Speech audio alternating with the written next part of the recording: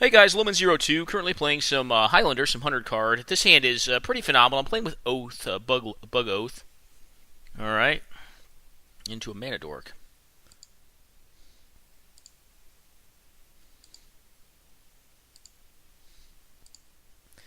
The worst thing that could happen to us here is we could get hit by a Wasteland on their turn 2.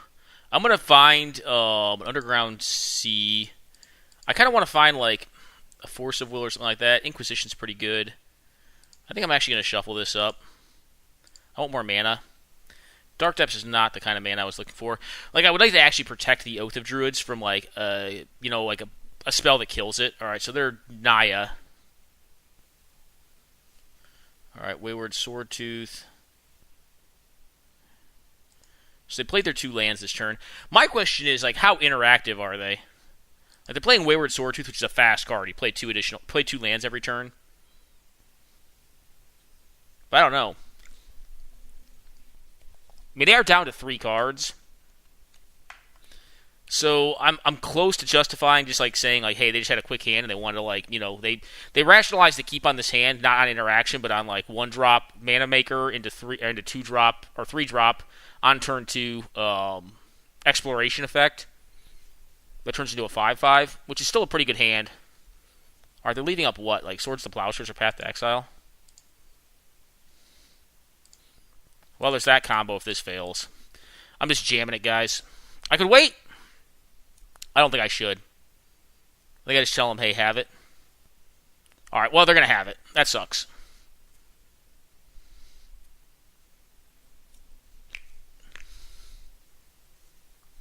Alright, cool.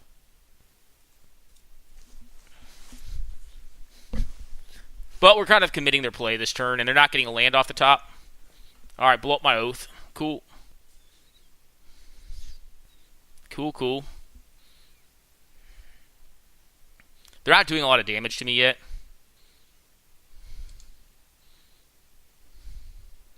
And I get to leave up Pierce and or Condescend next turn.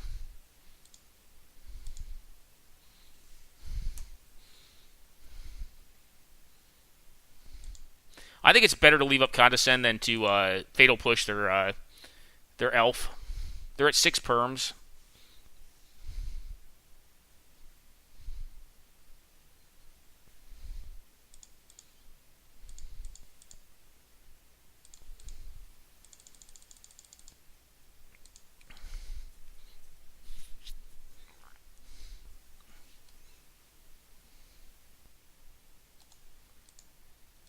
I am fine with another land. I'm going to top that.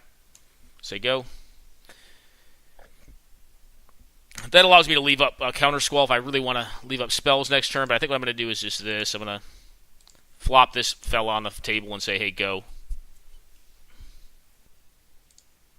Now, they have an answer to this as well. The hope is they do not.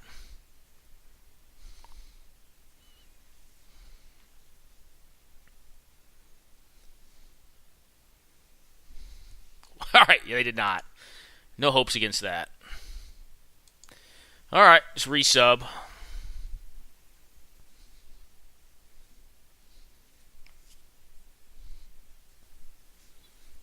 Alright. I think I like this hand. Yeah, I like this hand. This hand's good.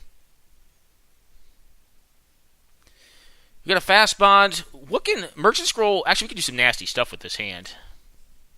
Let's go ahead, my friend. This hand's actually quite good. Alright, turn 1 Mana Dork again. They're playing Naya, so they're going to have to either impact the board. They're not going to impact hands, and they're not going to interact with the stack very well. They're going to be a board impact deck.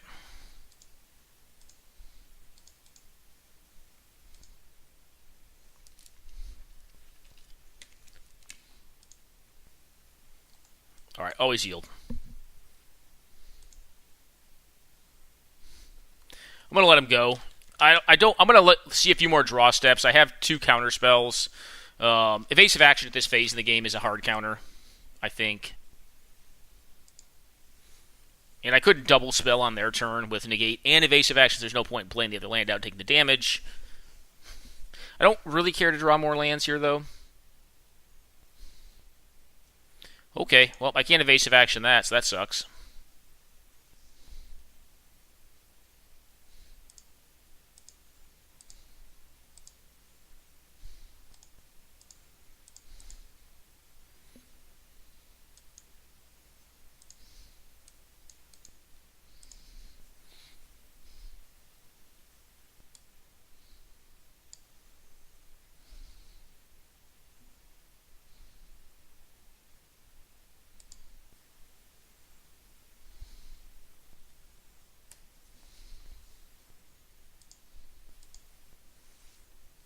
Gonna dome me for some damage here. But I think we have a fast bond lock here.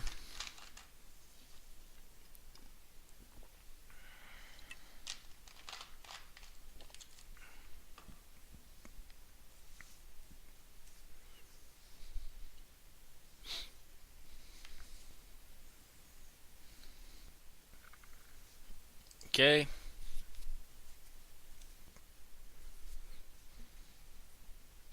Now, what I do wish I had, maybe, so how do I guess I can't quite do this the way I want to. I mean, if Intuition was 4 cards, it'd be so much better here. Yeah, whatever. That's cool.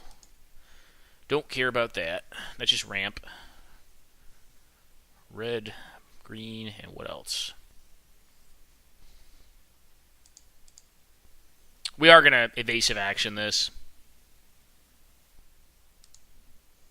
So we'll find our Bayou here. Because I actually want to keep fast bond around.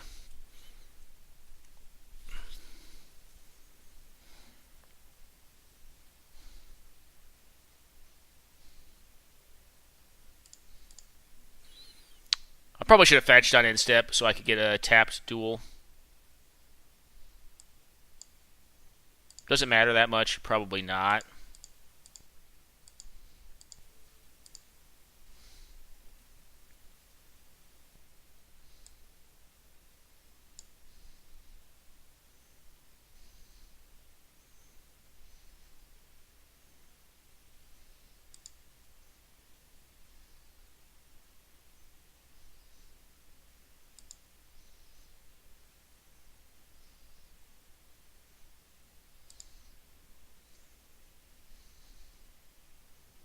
Alright. Which one do you want to give me?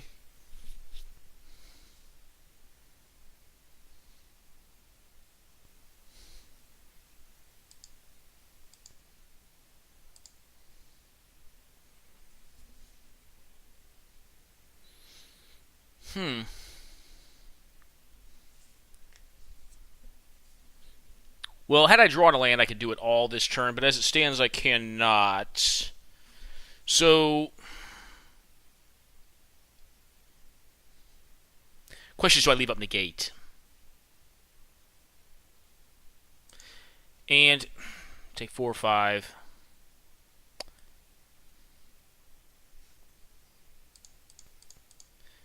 I think the answer is I do not. So Dark Depths, Thespian Stage, Misty, sure.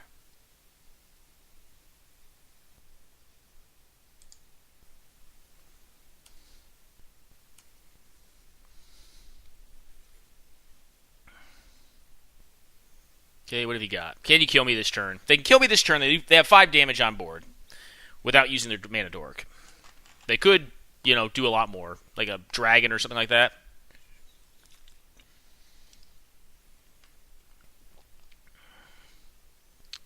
Alright. Chandra, this is 10. That's lethal. Yeah, so I should have left up, I guess, that was one way they could do it. So, what I was thinking is, the most likely line of play, I think it was correct, was to play out the Dark Depths here and do the loam right now. Now, the other line was, so the reason I did that is because if I don't do it that way, then I have to take more damage on the next turn, and they may have produced another attacker, which means they can chump attack into the Dark Depths, the Merit Lage, and still kill me on the following turn after having done 5. The other line I could have taken, which I considered, and, in this case would have been right, but I think that's being results-based, was that I leave up negate and then just take the extra damage off Light from the Loam on the following turn to have negate up. But if it's not a negatable target, that's just utterly wrong, and I think their deck in general is going to run more negatable targets. So, I probably could have won that game had I taken the line that I think was actually incorrect, but I do stand by my line in that game. I think it was right to play it that way.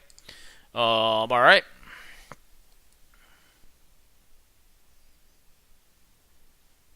I'm going to keep this. It's on the verge, but it's keepable. Now, it gets a lot worse if I get Wasteland at turn 1. If they're just like, Wasteland, go. Then I'm like, alright, I'm in the water.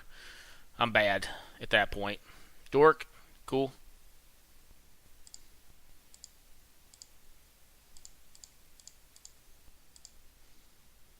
Gonna find a Bayou here, I think.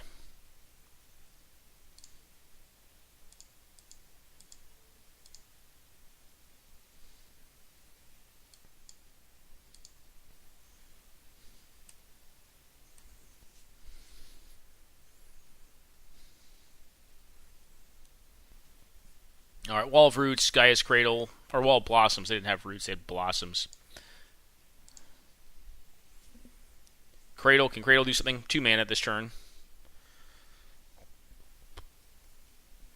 It's just a land go. All right.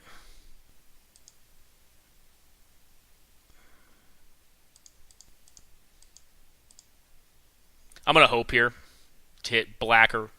All right, we hit black. Damnation's really good. I think I'm going to shuffle back Inquisition. And then I'm going to have access to... all right, so Underground Sea, black, black. Come on, hit me some good ones. We got the 2 worst. All right, well, that sucks. But we can Damnation on the following turn, which is going to be pretty good, I think. They going to get Dryad Arbor? No.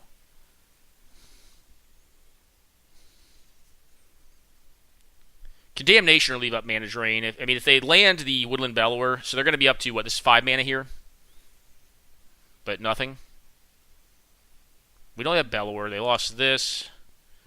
And they lost Wooded Foothills. So we know they have Cradle's on board. Alright, well, Beast Within. This is happening right now. So I want to turn Cradle off.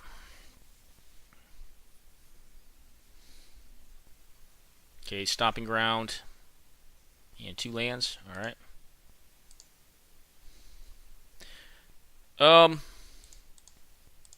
Just going to fling this at them. Hopefully they are starting to run out of lands in hand and they just have gas. I can get one of their gas cards. Yep, they got a gas card. That's cool.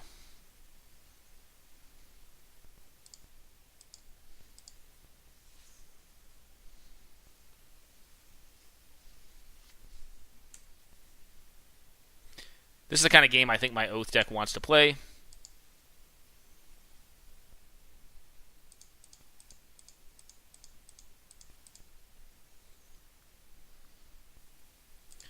This is probably about the point they concede, my guess would be. Yeah, I'm going to bottom that. Much I don't want to. I don't want them drawing 4 cards or 3 cards off. I don't want them getting a 3 for 1 off Harmonize here. So they had a critter or a way to deal with Jace. That sucks, but they're at 4 mana.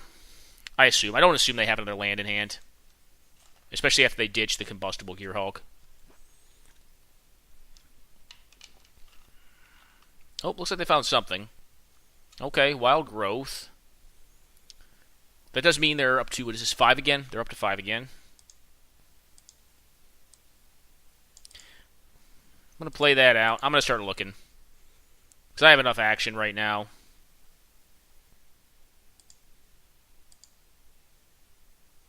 I mean, I could eat apart their hand. There's a Woodland Bellower there that we know about, but I'd rather them just cast it and get value off my Mystic Confluence, I think. And then I guess this is one lesson. Don't play your land before. Because we did find the Dark Depths there, which is nice. Looks like they're not going to do it.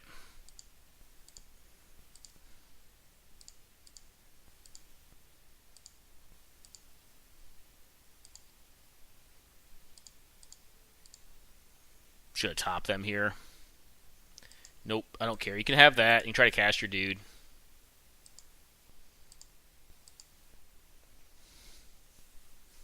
Because actually I can Mana Drain their dude and make it 20/20.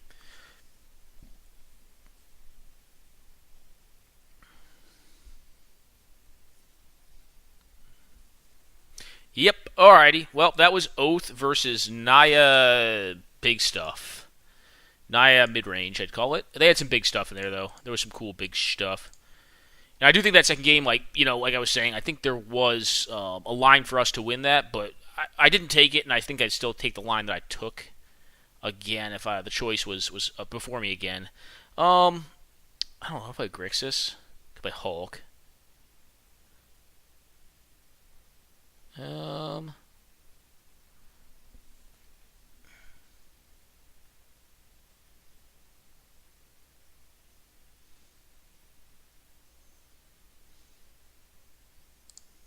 Play some aggro control if they want to play another game.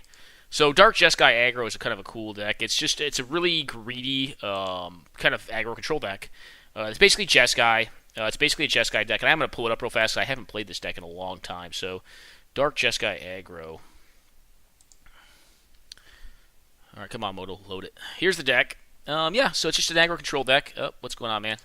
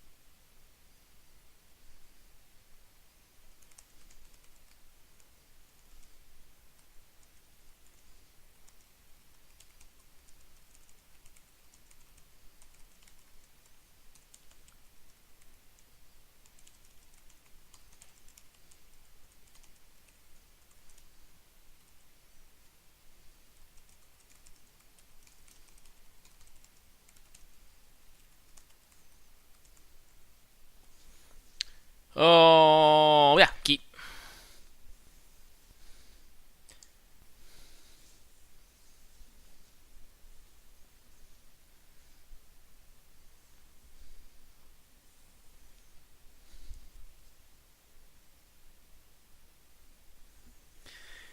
Yeah, I'm still not sure in game 2 on that. I do think I was correct. I mean, I'm like debating it because it sucks to lose when like you have a line, but and plus you always want to get better, right? I mean, I always want to get better. I mean, we play the game. Hopefully, you get better every time. Yep. Hopefully this pays off. Hopefully we don't like just not hit anything, because then we would have rather left up swords. All right, Fiery Confluence, Gideon. Their hand is not very good.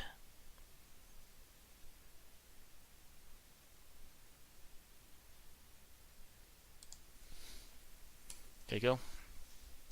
Can play out a Dark Confidant, and then I will kill it with the Swords to Plowshares.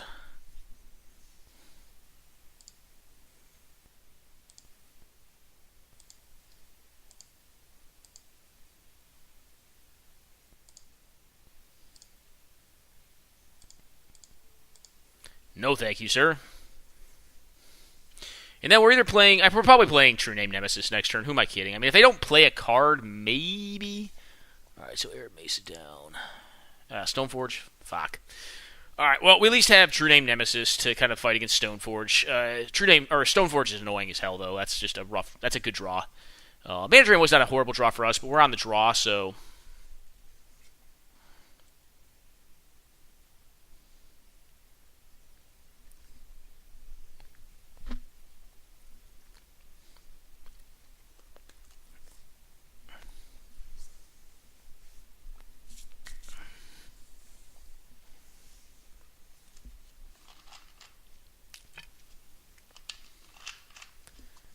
Alright, Sword of Light and Shadow? Alright, whatever.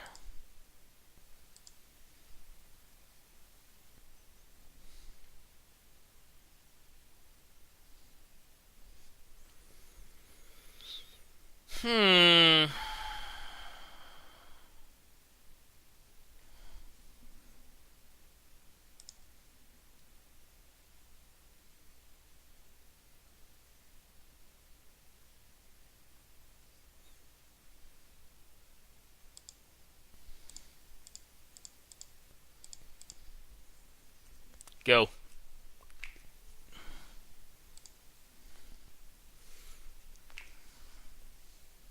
I can possibly deal with the sword later, and if they didn't draw land in these last couple draw steps, then they're not going to be playing out the Selfless Spirit anyways, if they want to get their sword down.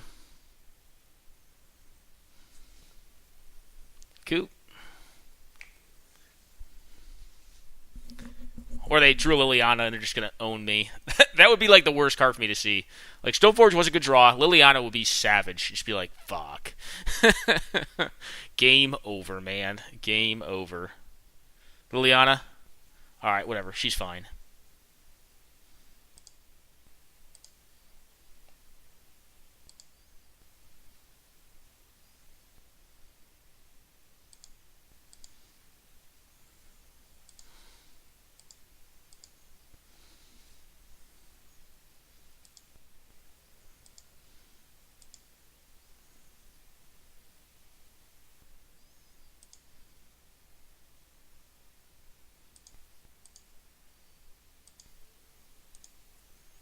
Alright, sack this thing. Sack your Stoneforge. I think I have to do this now.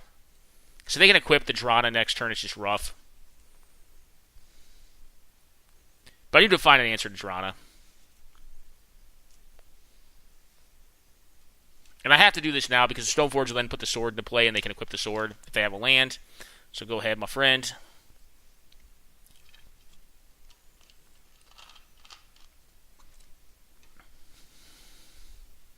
And then if they just play a Selfless Spirit or play the sword out, and then I can drain whatever you play next turn.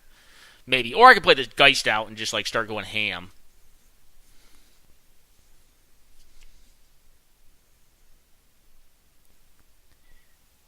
Alright, cool.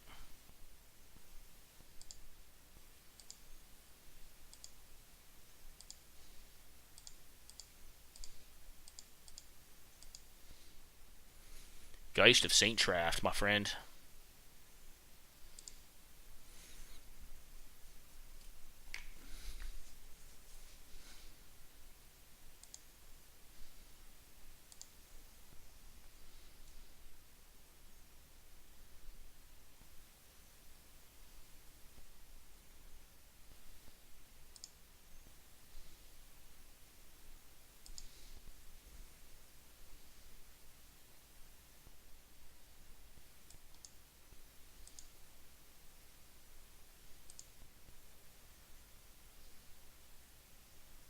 Alright, cool. I'm taking damage here. It sucks. I'm taking 3 more, yep.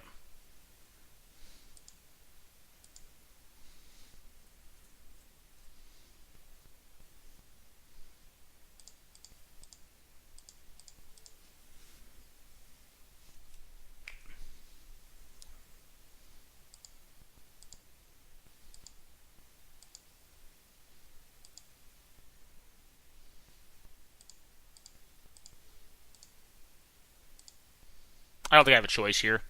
I need to get the clock off myself.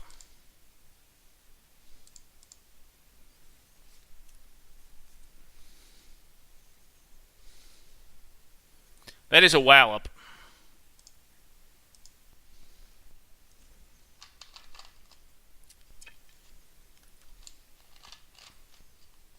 They have the sword now. Yep. Just keep them alive. This is... If they attack here... They can defend, but they're still taking 7. If they attack, they gain 3, go up to 9, but they're taking 9, so this isn't a viable play. I think they just box themselves. That I can think of. I mean, unless they play another dude. We know they have... Actually, if they just... Oh, they don't have the mana fixing. So I haven't been playing around Fiery Confluence, but I can't. I just can't play around the card. It just kills me. So if they had... red mana there, I would have died. I know that's one of the cards in their hand. If the other card is a creature card that can block, then I lose. Well, I don't lose, but I'm not faring well. Actually, wait, no. So they can take 5 and go down to 1. But if I have any burn spell... Okay. I think they actually could have equipped and then blocked the angel. And then taken 5 down to 1. That was a tight game, but I don't think they were totally dead. I didn't have anything in hand. If I drew anything, like any haste creature, which this deck has a few of, or any disruption, I probably could have gotten them. Oof. I really want to keep this, guys, but I think it's a mulligan. So I think this is going to be a tight game. Because we're both playing aggro control decks. They're on a Mardu aggro control deck. I'm on a Jeskai, or really a Dark Jeskai aggro control deck, but this is a mull. Doesn't have blue mana. This hand's a lot better. Yep, keep. Even has a mentor to go deep, go long on. Miscalc. I'm gonna bottom that, actually. I don't think that's what I want to have in this match. I think they're gonna have an early critter and like a mom or something. Alright, well, Mox. I hate playing with power in this format. I really do not care for it. Alright, go. I think it ruins games. Ancestral, all the power. Just the power and the busted mana I don't care for. He's playing Canadian Highlander, so it's he plays it. I don't play power in my decks. I just think it makes the games garbage, in my opinion.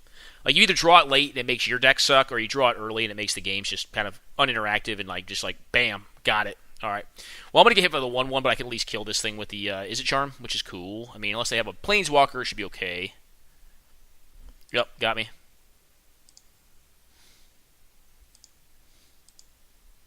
Daze is real nice. I mean, I don't want to have to use it here, but I'm going to use it. This is going to get a Volk, right? Yeah, Volk.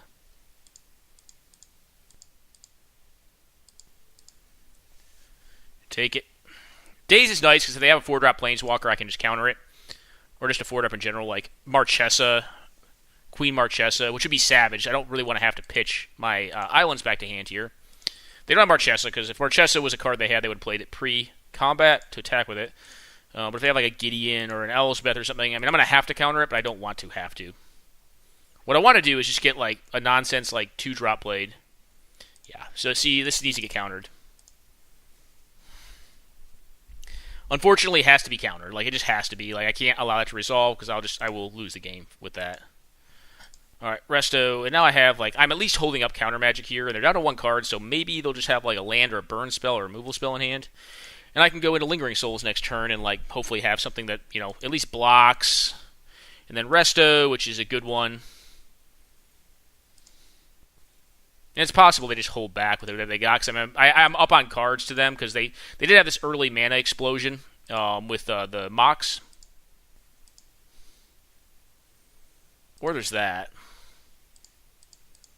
I'm going to tap out for Souls, though, I think. Say go. I'm going to wait on Gur. There are certainly bad things that can punish me here, but I don't have counter magic. I mean, I could play around like I do have it, but I don't.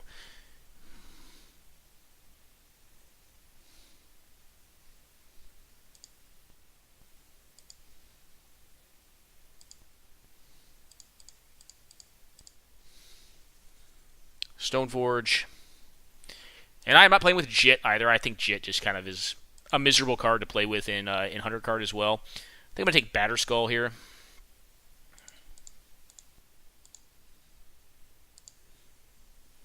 So this is one of the things with like the Moxes as well, is like sometimes you just get these like absurd starts, kind of like my opponent had, but you run out of cards real fast too, you know? Like, so if they do stop you, it's catastrophic.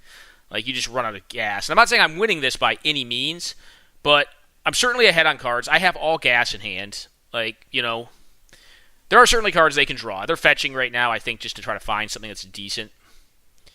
My guess is they have 1 to 2 lands in hand and a kill spell. I mean, they could have drawn into action here, which is what they're hoping to draw into.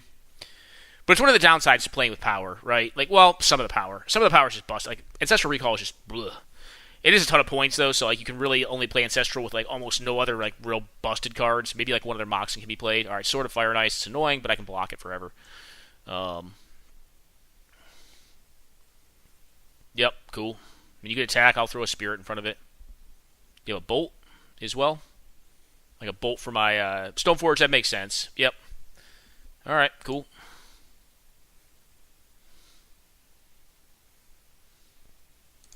You're certainly not drawing off that. I'll chump it for days.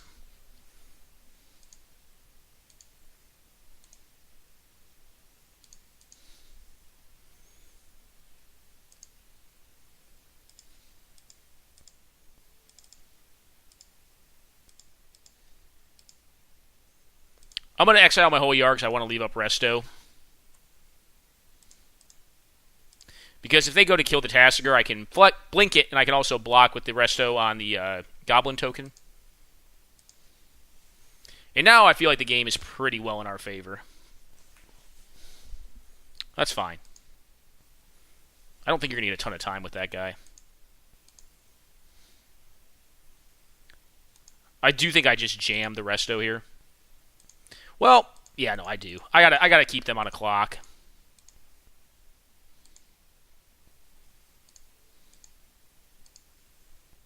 No.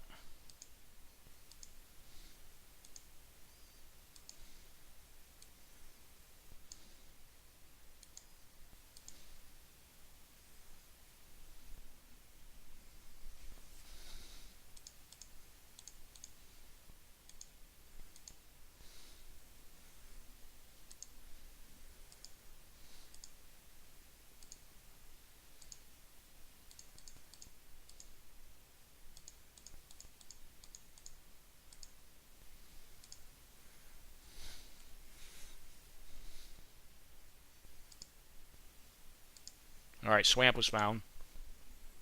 Just go. I don't have anything. I don't have force of will in hand or anything. All right. Yep. Just done.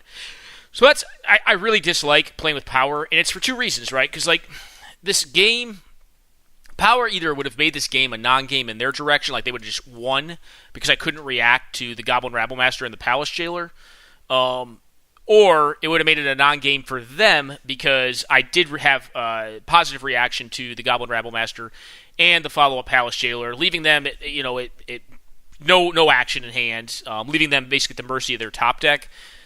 Because they were down a card, and that's kind of like one of the things I just don't care for. I don't care for power in these sort of games.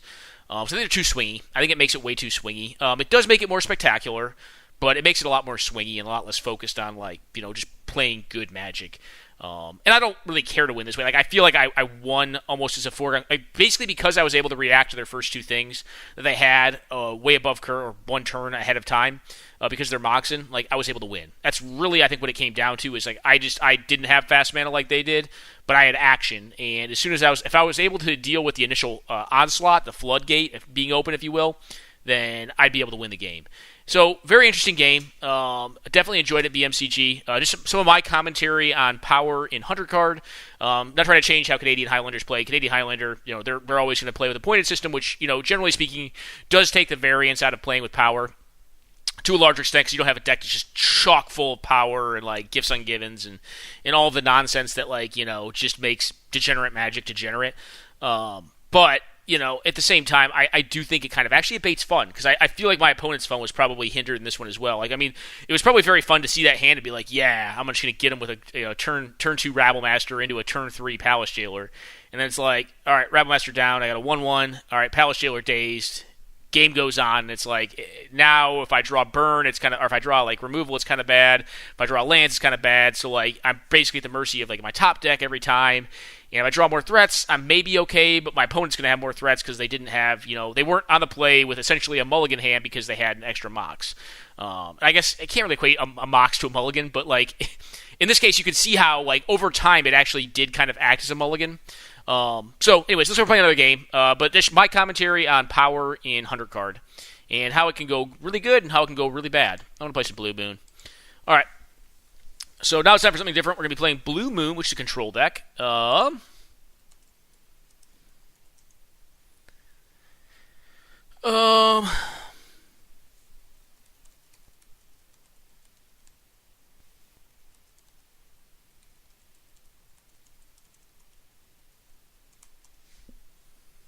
This is a keeper. It's not phenomenal. It could be really bad.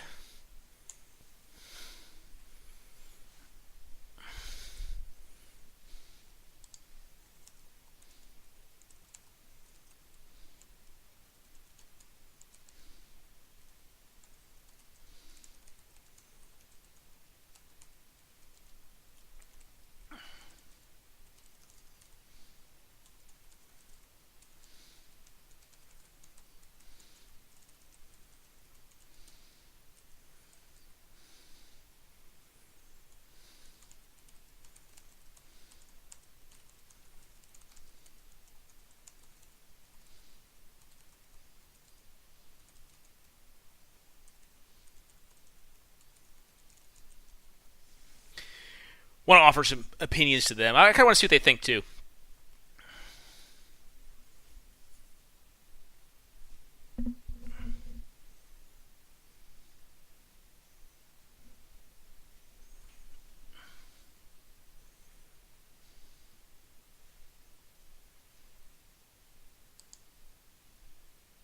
Yeah, possibly.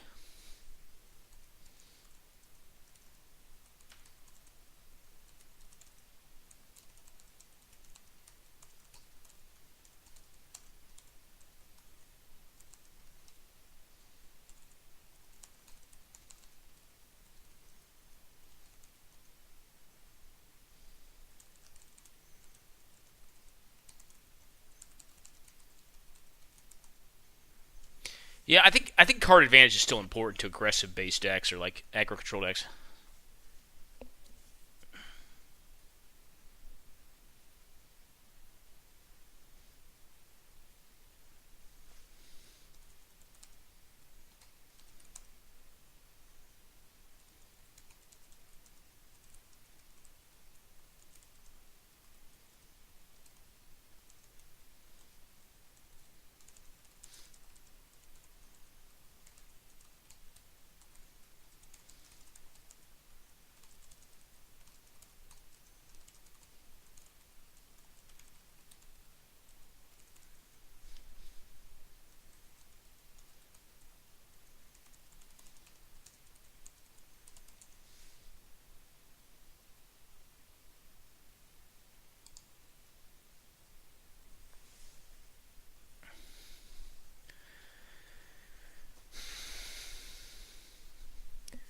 That's kind of my take. I do think like when you open too strong and like aggro or aggro control decks, like if they stop you, you're just effed. Like you're just like, all right, game over. Like I'm done.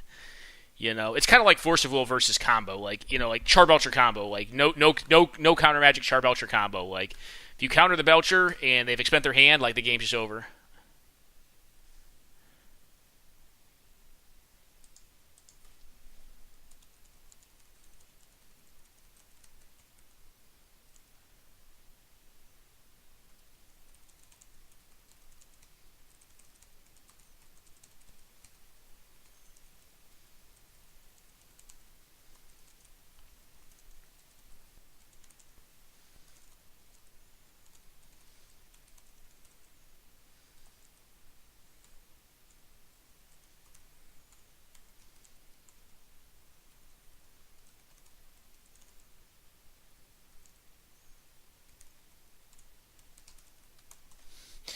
All right. Anyways, I'll stop talking.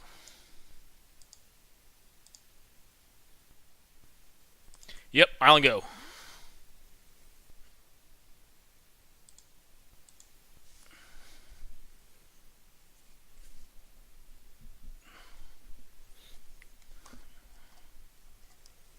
I don't care to play with them in 100 card. That's my thing. I think that is why, is because I feel like sometimes they burn you more than you realize. They burn you.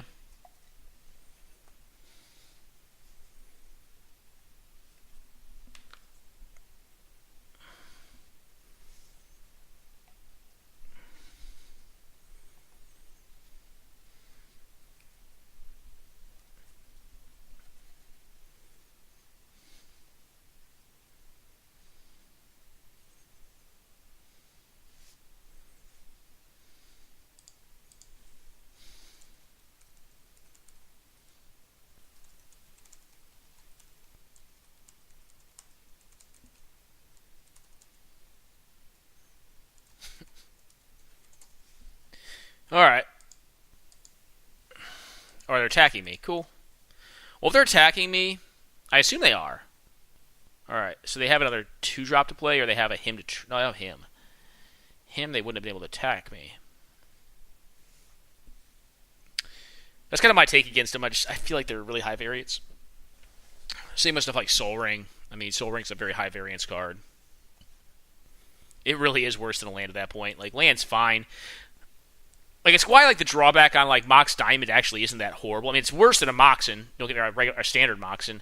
So I just burn this thing off. I think I do, because they didn't do anything. I mean...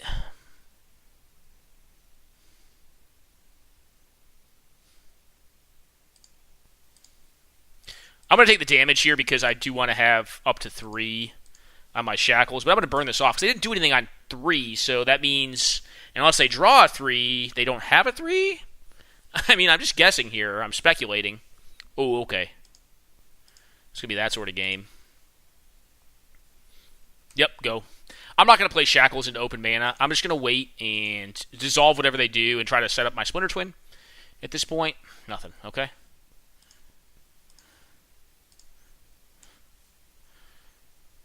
And when I get to 5, I'll play it out, because then I can, like, pretend I have counter magic, quote unquote. This is not feeling like a game, unfortunately. Alright, yeah. They probably kept a weaker hand.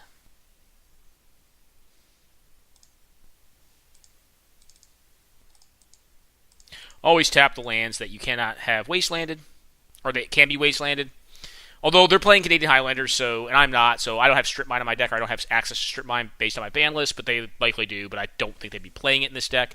Mid-range decks don't tend to play Strip Mine. Strip Mine tends to go into, like, decks that combine with Strip Mine in some way. Alright, unfortunately, I think this game is ending. They're discarding again. So unless they're reanimating, it looks like they're playing a fair deck. Looks like they're playing, like, a fair bug deck. Alright, well, yeah, sure. Go. Unfortunately, I really don't have a way to punish their mana screw. I mean, other than just sitting here drawing more cards and playing more lands and getting more counter spells. I'm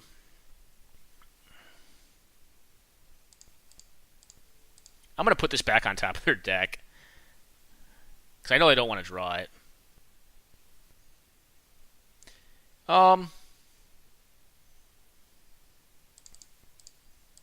I kind kind of want them to draw that. I'm going to put that on top of my deck because I don't want to get... I don't think I want to get Thoughtseized, so I think I will counter their Thoughtseize. Planeswalker could be bad here, but like we know they're not hitting their 4th mana this turn. But I really don't want them to have... I want them to draw the Thoughtseize, but I don't want them to play it. And I kind of want to keep my Twin, because my Twin does just allow me to win the game, like, out of nowhere. And right now, like, unless they play into my Shackles, they're not winning off of, you know... They're not winning off that, but they do need to start pressuring me, because Ancestral Visions, when it comes off, will probably win me the game. I mean, like, 4 cards in a turn is just a ton. So I think Thoughtseize is probably appropriate. I'm not going to fetch here. I probably should have left that land in hand just to make Brainstorm or Jace the Mind Sculptor better. And more mountains really aren't benefiting me. More islands could be.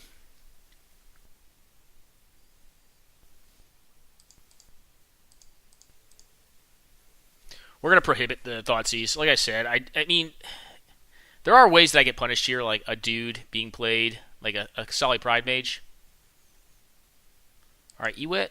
What does Ewit get back? Thoughtseize? Okay. But what I can do... Oh, this is awesome. Oh, God, guys. The value. The value is so real. Oh, my goodness. Alright, well, I could just do that. I could just win. But, like, I really want to Splinter Twin the Ewit and just, just disgusting value.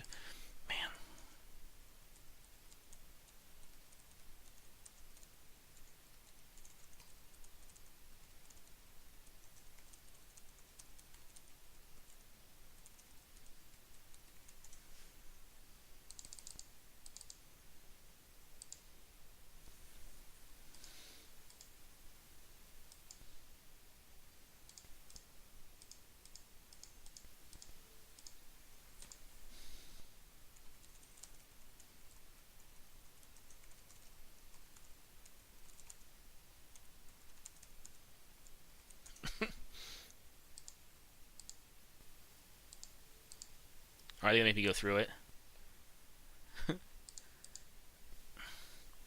Alright, cool. I didn't really want to win that way. I wanted to, like, just get retarded value. Excuse the language. I wanted to get good value off of the Ewit.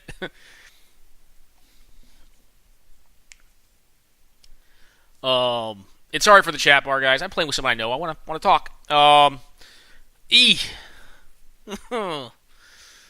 going to keep this. I mean, if I get Wastelanded and I don't draw an island in the first couple turns, I'm in a lot of trouble. But, yeah, it's a keeper. I mean, like, if I draw an island, I will play it out turn 1 because I want to have the ability to Spell Snare their first play.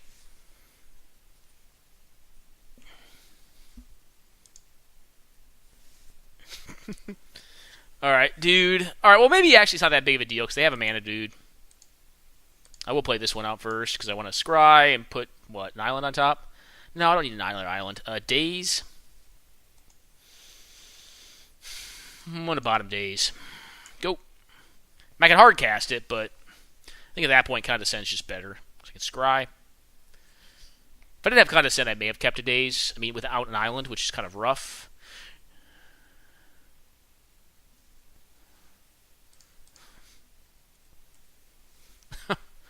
It sucks, man. I'm sorry, dude.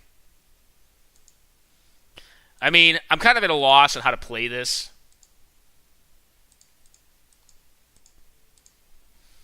I don't want to do that, but I'm going to do it. I probably should have blown up their Mana Dork. No, I blew up the green source. If they have a 2-drop now, I'm going to feel like a doofus because I'll not have Spell Snare up, but...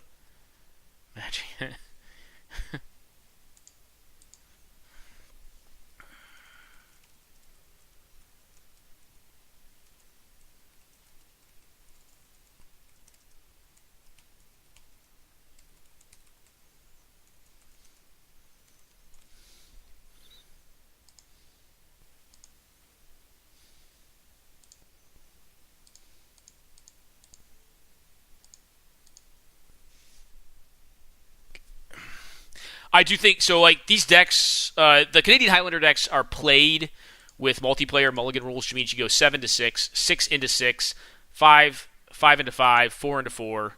So you get double mulligans essentially after 7. Because mulliganing to 5 in 100 card is horrible. Like, especially in the play. If you mulligan to 5 on the play, like, you're effed. The game is over. Alright, this thing. Go. I don't think they can win this. I don't really have a good back to basics draw, though. That's at least a positive thing for them.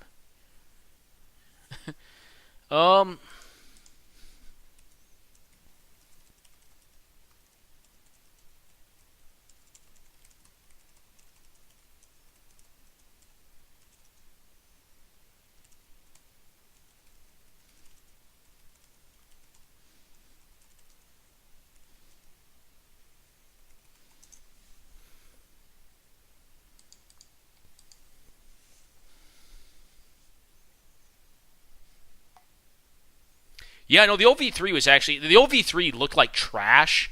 I mean, it looked like something from, like, straight up, like, the early 90s. It looked like Chandelar. But it actually did have some pretty cool, like, abilities. Alright, cool.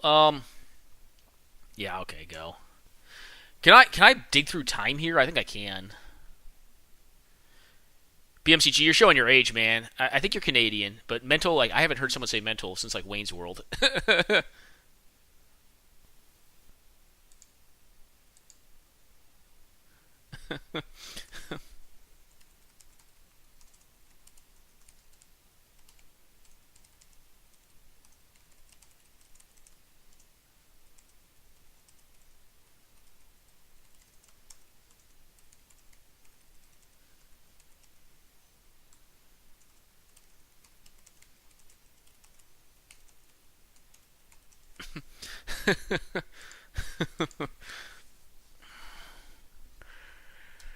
Oh, yeah, some Wayne's World slang right there. I mean, do I just bounce their land with Cryptic just to draw and fuel by Delve? I mean, just to be a savage. I mean, like, you got to be a savage, right? I mean, like, that's you're supposed to play it right, and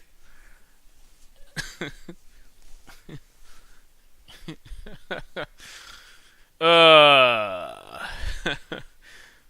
I mean, or we can just dig through time anyways, right? So it's 3 in the yard, 3 in the boodle. Yeah, there's enough mana there. It's tap out for dig through time, which is rough.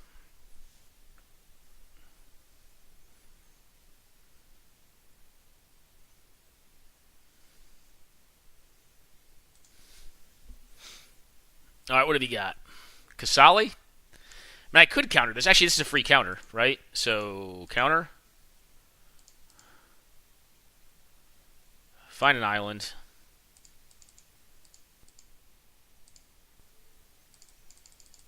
Might lose my whole yard, but what is there is worth saving. I mean, I'd rather save it, but I don't have to. Um...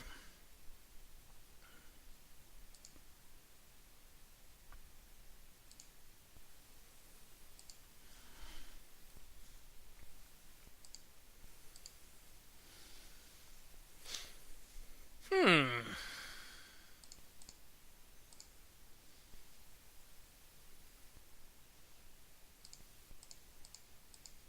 What could they really play on 3 mana that would cause me to be scared? Not much. Just get Kiki. Get Kiki Cheeky and be like, yo, what are you going to do? Kiki Cheeky will clone the Imperial Recruiter, finding one of the win cons, like the Pestermite or the Deceiver Exarch, untapping the Kiki Jiki and allowing me to win, right? Unless they have Swords to Plowshares.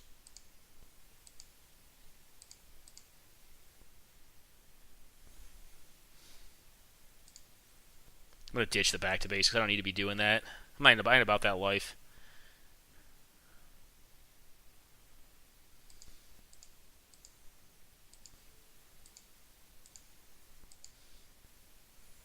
I really want him to tap out and keep on making land drops.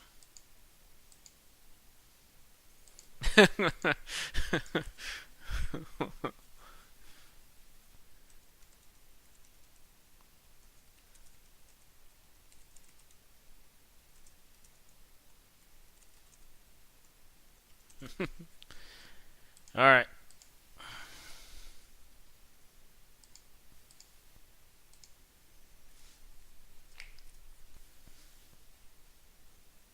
Do I care about Thalia? I mean, I care about it enough to condescend it for 1 and get a scry for free, essentially.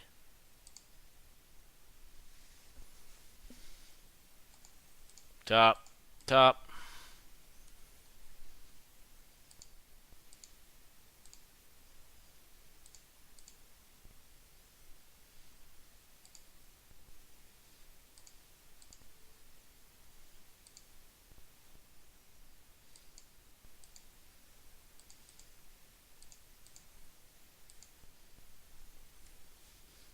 I realistically want one more land, so I probably will.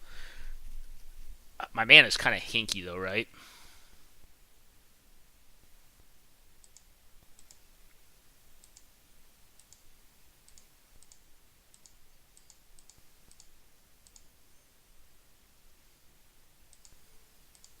I want to hit a land drop here. No, I did not hit a land drop. Land. Ponder's basically land, but not quite land. Right?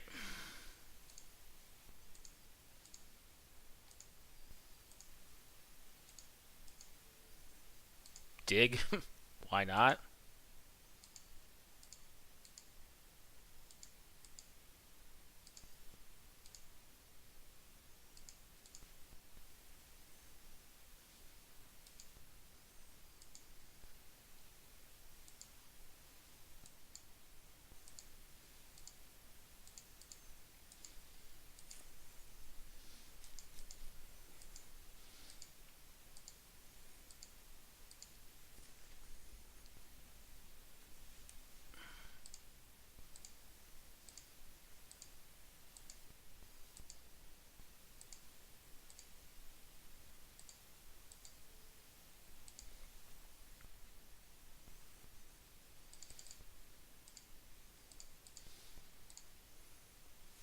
Play the Kiki out.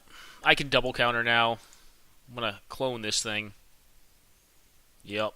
I'm not going to just go for the win here, I don't think. Pestermite, sure.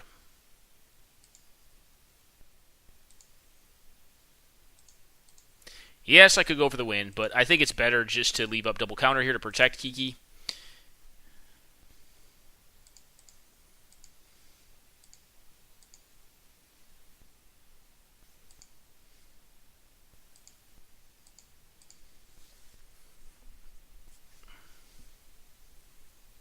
Alright.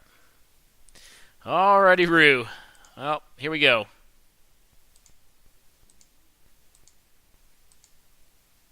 Alright, land. This thing. Alright, they just didn't have it, I guess.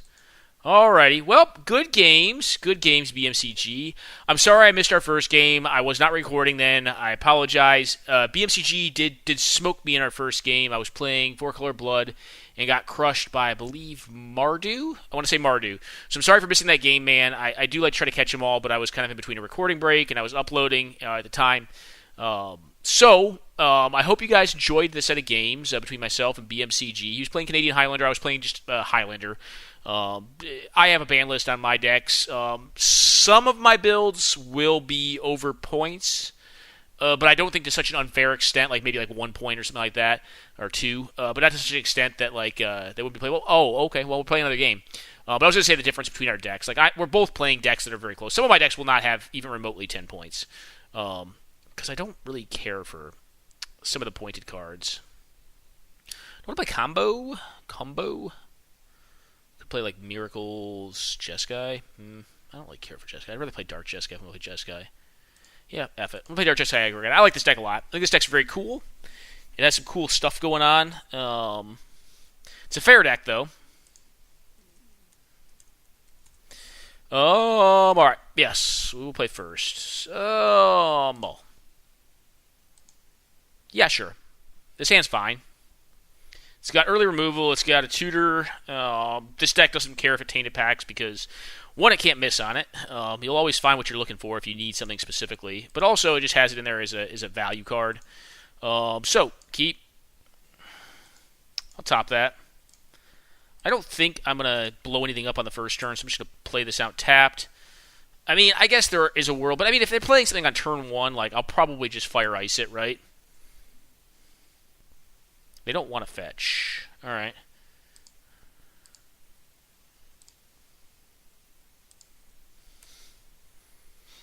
What threat do I want? Because I'm probably going to use Tainted Pact to find a threat.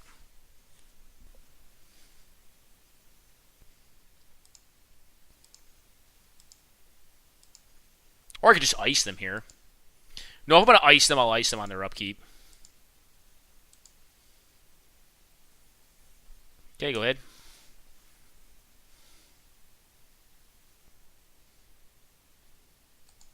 Do they have a Tainted Pact of their own? If they fetch here on end step to find a duel, a shock land, that'd be nice. Then I can ice that because Urborg is kind of a shitty land at ice. But I am going to ice it nonetheless because I'm not seeing creatures. Oh. Ice. And it fuels my Delve for Tasigur. And I get a Celestial Colonnade for my troubles, which is nice because I do need to make land drops. This is not a deck that cannot make its land drops. It's not a really fast start for my deck. It's kind of more of a controlling start. Alright, we're going to discard me. Alright, this thing. Cool. I probably just kill this, right?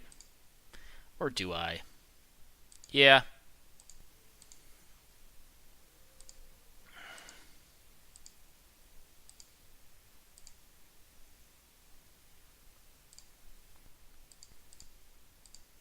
I don't really care if this thing dies, so I'm going to toss it out there and just say go. Don't have any other instance, so I mean, if they can kill it, cool. Seeker of the Way. I mean, it's going to get bolted or something. But it's fine. It fuels Delve. And if I get another land and I have enough cards in my graveyard, I could, play Tasigur and then protect it. Alright, Sylvan? Yeah, whatevs.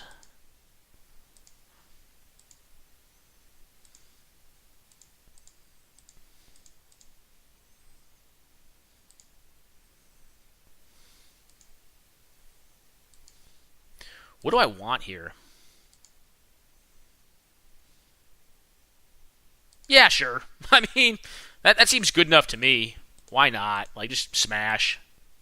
Hulk smash their face. Take 6.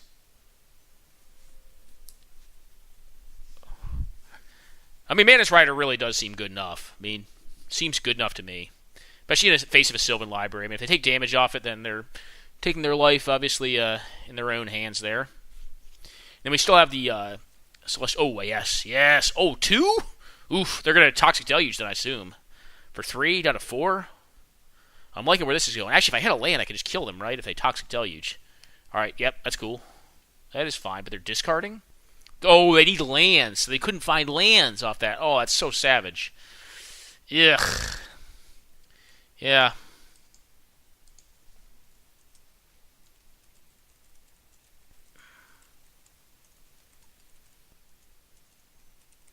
This is not trolling. I'm sorry if it comes off that way, BMCG. It's not. I do feel bad. I'd like to play games. I would like to play a literal game, not like just me sitting over here casting my spells and beating on you. That to me seems kind of silly.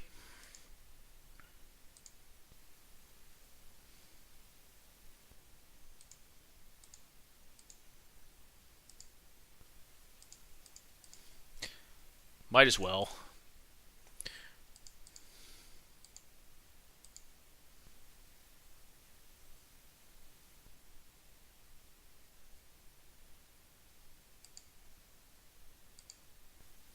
I'm actually getting rid of Tasigur here. I think it's actually correct. I mean, I'll draw it next turn.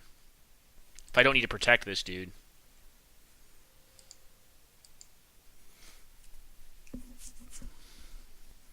I mean, I guess now, like, what are they going to do? They have to, like, Wasteland and kill my dude. They have to Wasteland the Celestial Colonnade, kill my dude, and not be able to die to Restoration Angel. Seems like a very tall order. Yeah, I was going to say, I don't think it's a possible order. Yep, we're just subbing. So, even though I have sideboards built for my decks as well, Canadian Highlander decks do not. So, obviously, I'm not playing with my sideboards. That'd be kind of just cheating. That would be unfair. I mean, plus, I'm sure he would know it if I was, like, throwing Red Elemental Blast and, like, Blue Elemental Blast elbows out of nowhere. It'd be like, really, dude? Really? Really, you're playing this? Land off the top. Yeah. Yeah, that's one of the problems with those lands, too. Alright, this hand seems like Garbo. So, mull. One of the draw, this is fine. Hand's great. I mean, it's not perfect, but, 2 tap lands. But, I mean, like, we're playing 4 color here. So, I mean, like, we're pretty greedy. We're hoping for a lot more to go right. Um. Ugh. Guys, honestly, I think I bottom him. Because I have threats. I just need interaction, right? Like, that could be really wrong. I mean, I could just get, like, okay, no turn one discard. Cool. Alright, go. Just play my tap man land out. Shambling Vent's actually a land I don't see all that often in 100 card in, like, Highlander variants. I think it is a pretty cool card.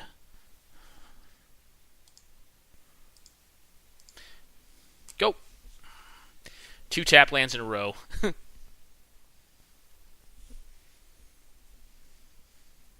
I do have Ounce to Colgan's commanding something on their side, or I could just, if they do nothing, I could just play out a Vendilion Click.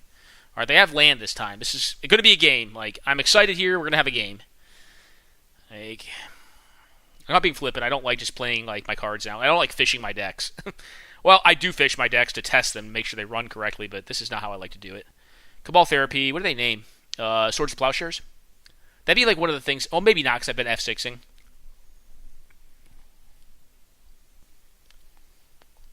I like their guess there, because that is kind of like what I've been like. I played my lands in a way to kind of represent that here, because I knew that like I was going to play a tap land on turn 2, so like why not represent my best removal or the removal that would be the most likely. I don't have it though. Yeah, I think either that or PTE, Path to Exile was a good guess. So I like the way they played that. That was a very good guess on their part. I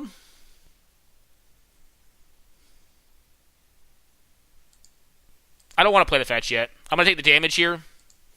But I'm actually not going to cast the Vendilion Click either. I'm going to wait and see what they do, because I may want to counter, and they have enough cards. They'll have 4 cards in hand. They're going to have removal in hand. They're not doing anything. They're like just, Cabal Ritualing my hand. They could just play a Planeswalker out. I'm trying to promote them playing a Planeswalker out. If they remove my Vendilion Click, that is A-okay, I think. Because if it's not exiling removal, I also... Alright, they're going to play a Planeswalker here.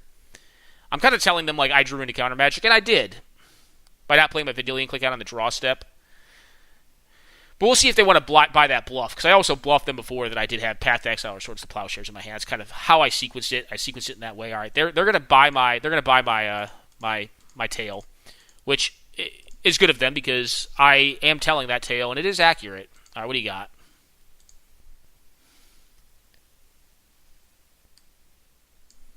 All right, they're a combo deck. Do I care about any of this nonsense? No, not really at all. It's all good, no.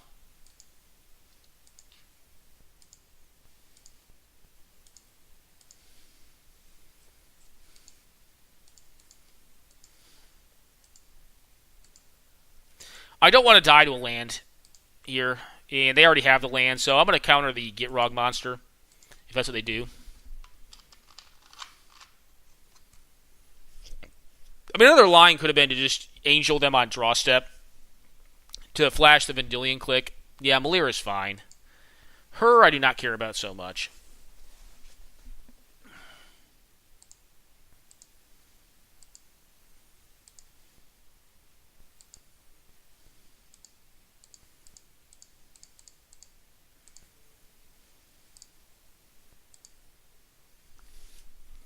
Get a free card out of them. Well, 2 free cards. God, I love 2-for-1s. The monster went to the bin. Okay. Monster down.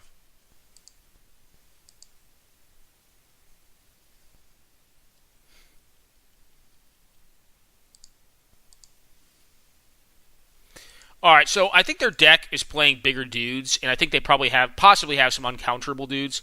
So it may make sense to go for the upkeep or the draw step Resto Angel here.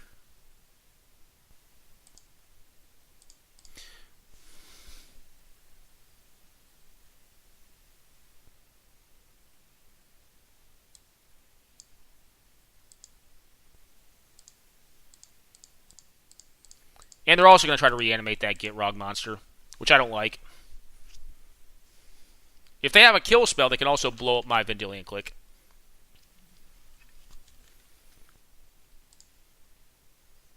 Yep.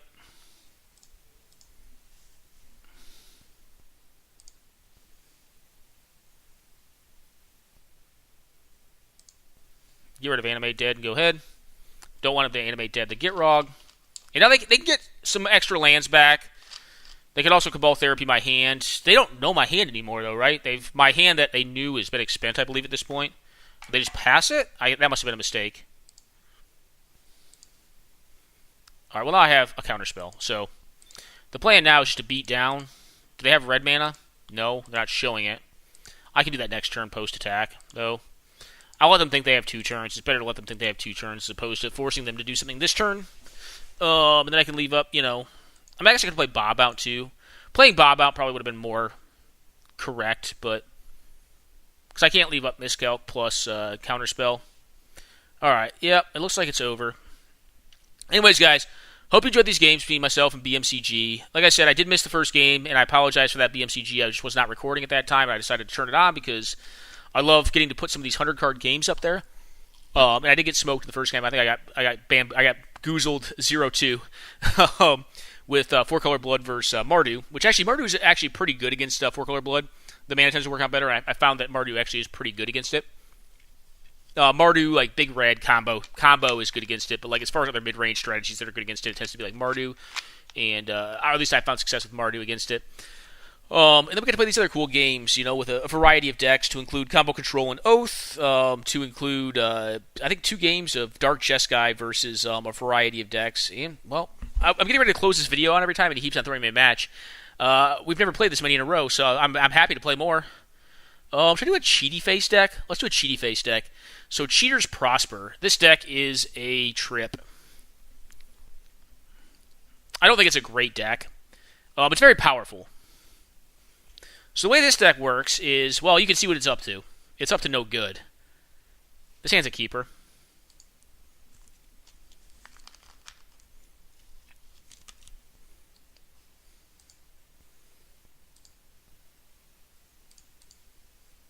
We're going to get an Underground Sea here because it allows us to cast Cabal Therapy.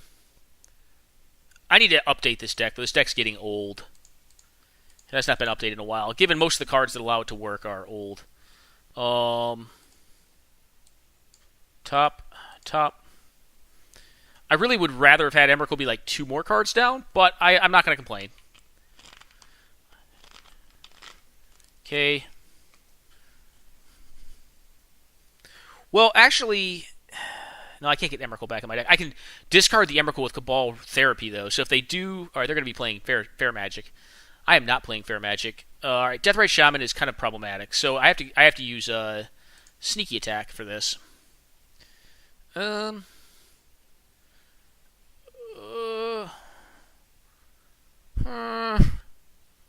right. Can also reanimate this thing. My thoughts are myself. Hope to hit more lands.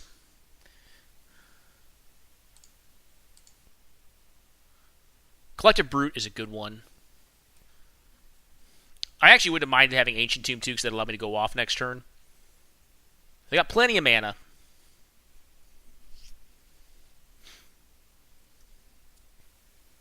Okay, yep, my Ancient Tomb is gone. Dead and gone. Okay, Lotus Cobra. Fetch land. Ugh. Bleh. Bleh. Fetch land's gross.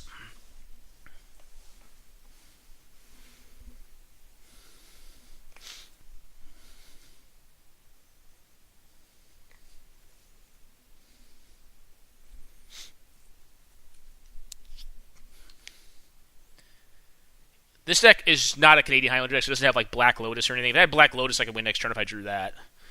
Really, I just need mana to win. Like, I have the win in hand via Sneak Attack or via Corpse Dance. Especially if their thing is tapped out. So they have 3 mana here. Alright, Birthing Pod. Ugh. Okie doke.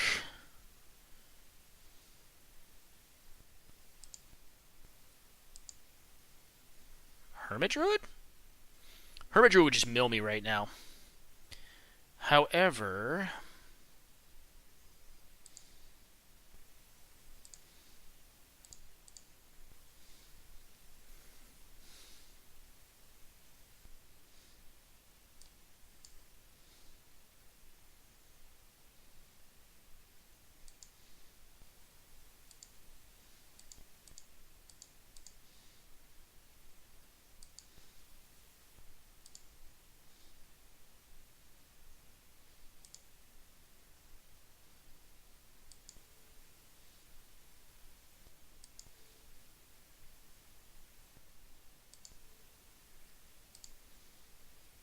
I'm going to get rid of the Deathrite Shaman here.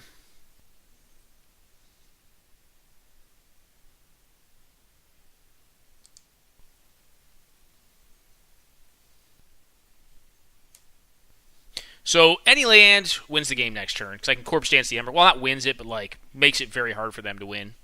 Unless they can like turn this Lotus Cobra into like a thing that kills land. But any land would win me the game. So Cabal Therapy, my own Emrakul, ditch Emrakul, Corpse Dance the Emrakul, attack them for 15, put them to 1, and make them exile all their perms. And they cannot use their Birthing Pod here, so they can attack for 2. They're going to find a land, get a mana off of it, Birthing Pod this dude into a 3-drop. I like it. But their 4 they need to do the chain is in hand. So Feldar Guardian is a necessary element in this chain if you want to go from like cradle to grave with this combo. So they're not going to be able to find the 5-drop they need, which is shit, guys. 1 second, thinking. Which is the Karmic Guide, which lets you get Feldar Guardian back, untap it again, sack the Karmic Guide into Protean Hulk, sack, find Revelark and Safi, Eric's daughter, with a sack outlet. Sack outlet to sack, or first you sack Safi, target Revelark, then sack the Revelark, get back Safi and the Karmic Guide, and then, I think you guys get it. Like, it just goes ad nauseum. It goes into a loop. So if we hit a land, we probably win. If we don't hit a land, we probably lose next turn. Okie doke. Not a land, but here is another line. This doesn't quite do it, does it, guys? So, no, that wouldn't have worked either. All right, so what we're going to do is this. We are going to play this little lass out, because I think it's a spooky card. And they may force action out of them. And it's not relevant right now, because I don't want to do this in like 2 turns. I want to do this like now. I want to attack now with Emrakul to get their perms off the board. Unfortunately, now they may be able to keep their Birthing Pod, so I think they probably have the wings. They're going to find the land, play this thing. Yeah, I think we're just dead. I think we are dead unless they have... Maybe they don't be able to get the sack outlet, so we'll see if they can do the whole chain.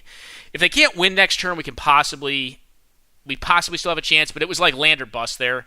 And if we'd hit land in the last 2 draw steps, which is what we were going for, although we did mill them with Thought Scour as opposed to hitting them, then I think we'd be okay, but we're not in a good spot right now. I'm going to take my 3 and have to like it. I'm dead either way, I think. So, Feldar Guardian, actually, do they have the mana for it? They don't have the mana for Feldar Guardian right now. They'd be 1 short, because they have to sack it. So this is going to turn into... Could be something that makes 2 mana. Feldar Guardian being in their hand, I know is effing them up. All right, I don't care about this. This is actually good for me. Like, I don't think I care about this. So I'm still, like, 1 land away, and, like, yeah, I can still do it. And steal a Monarchy with them on 0 cards. Land. Oh, God. Deck. Why? All right, go. Oh, God, this is so savage, guys. Oh, any land, and I've won in the last couple turns. I'm just not hitting. Like, it's just Bounding Krasis. Oh, Latnam's Legacy. Looking for probably a land drop. Yeah, I'm effed. Like, this is pretty savage, though. Like, I've missed many turns in a row on land here. And this is a 39 or 40 land deck. It's a very landed deck, so I'm not ill-favored to hit one in 3 draw steps. But sometimes that is the way it goes, you know. You should have the win. If you did not hit land, I would be, like, just happy. Like, just don't hit land. And, like, Feldar's Guardian, play it out, and then, like, try to do it the next turn. Or you can Bounding Krasis on taps as well, right? Oh, that's Creature. So that doesn't quite do it. But, yeah, I know if they hit a land, I'm just dead. Like, because then they can... Feldar Guardian, I mean, they may be worried about removal. Maybe in that case, I should have Cabal Therapied them. But, like, Cabal Therapy is so essential to me for me to win this as well. And if I use Cabal Therapy up that way, then I'm boxed into a situation where, like, I have to hit, like, 2 lands in a row, but I'm giving them 2 more turns. If they're passing it again, oof, all right. Land. God damn it, deck. Why do you do this to me, deck? Oh, there's all my lands.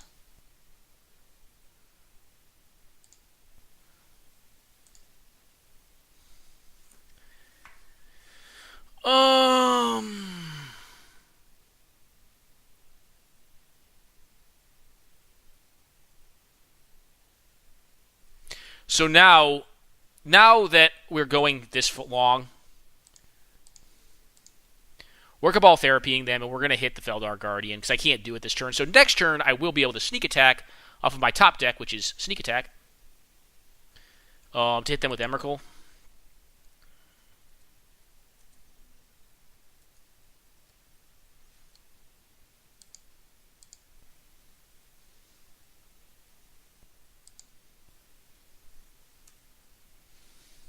Glenalandra would be very annoying, too. I don't know why they're not playing their cards. Glenalandra would just beat me as well. Not in a good spot.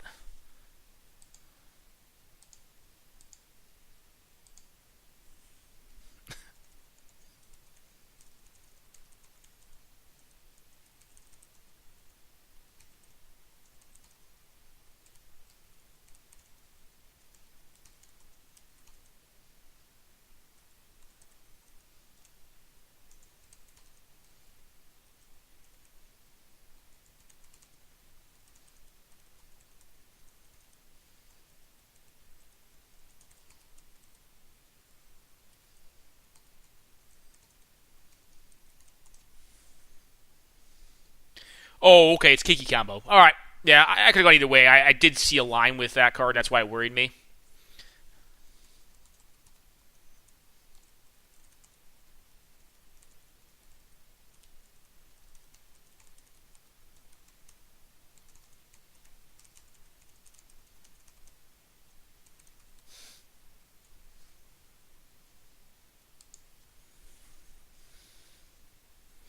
Yeah, I put it at winning in one turn.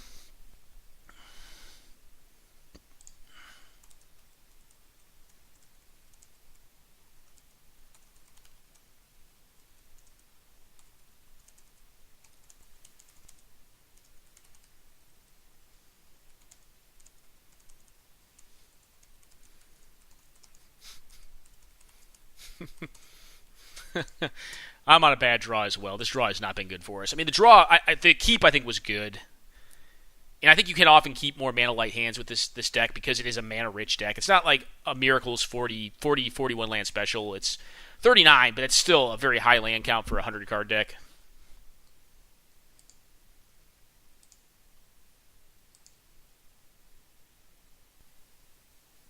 Yeah, probably should have. This is going to be Glenalandra, probably. Or it could be Karmic Guide getting back the Feldar Guardian.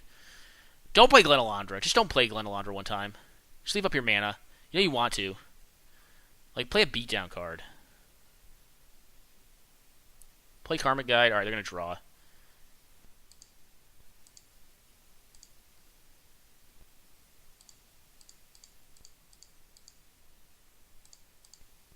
Sneak attack.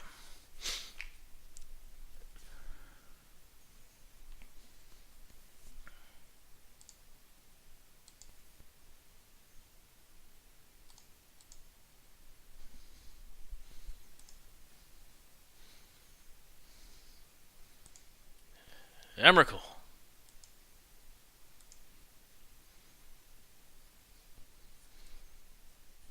Does Krasis tap my dudes? Yeah, it taps my dudes.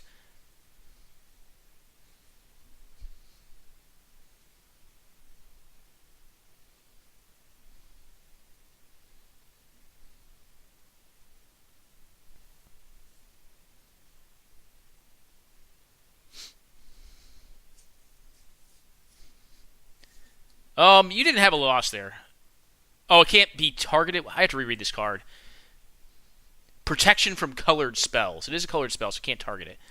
But if it comes into play at the same time, Emrakul is weird, and like oftentimes, like for me at least, it comes like I have to reread the card a lot because oftentimes it comes in off of cards that are really unfair, like Show and Tell, and like in that case, you can target it with colored, like quote unquote, target it with colored spells because they don't come in, they're not cast, they don't target. Nature's Claim seems good against Pod. I think we're just two ships in the night, to be honest.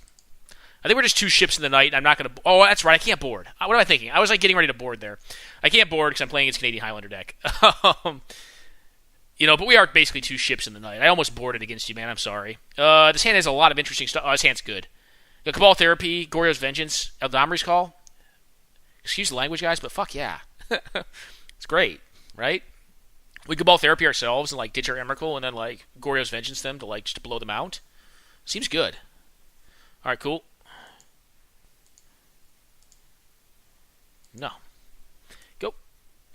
See, this deck's playing some old Badlands, playing Murmuring Boss. Actually, I guess it isn't that bad. I mean, there's no Tree Folk tribal deck, so it rarely comes into play untapped. But it is a tri-land that actually can be fetched because it's a forest. It's a basic land type. Yep, go.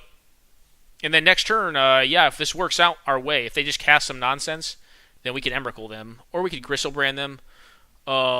This would not work for. I think we just Emrakul them. If they cast a dude, I'm going to Emrakul them and just. Then I have Sylvan Library to kind of build back up. I mean, we're not going to get a full 6 permanents out of them with this, but I'm going to get a Coder, which seems good enough to me. So find Emrakul. Step 1. Blightsteel would be nice because it'd win. Actually, it wouldn't win if they block. Emrakul of the Aeon's Torn.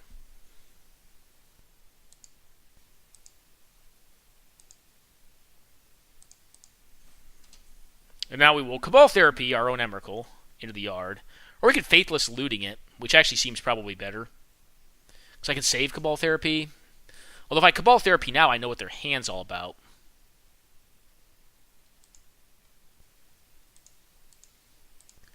Birthing Pod.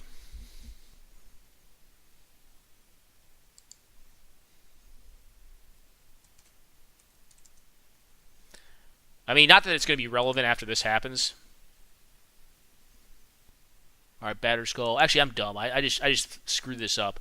You know what, though? We can rationalize it because I was supposed to target myself with that. I was rationalizing it. I'll rationalize it to myself by saying that I want to just get more permanents out of their hand. So what do they have? They have Raminap Excavator, so they can put that down. And then they're going to be at a true 6 permanents, which is great. They can't Batter Skull me yet. I guess they can Batter Skull if they sack all of their stuff. All right, they want to put a Batter Skull into play, it looks like. Oh, maybe they didn't have another land. They had Savannah in hand. So now I can Savannah and play Batter Skull out. So we know what they got. Yeah, I should have targeted myself. I don't know what I was thinking there. I'm like, oh, I can just target them, and then I'll sack a creature and target myself. I don't have a creature in play, though. All right, Caracas is pretty good. Are they going to tap out for something, though? All right, Excavator. That's pretty good. Okay.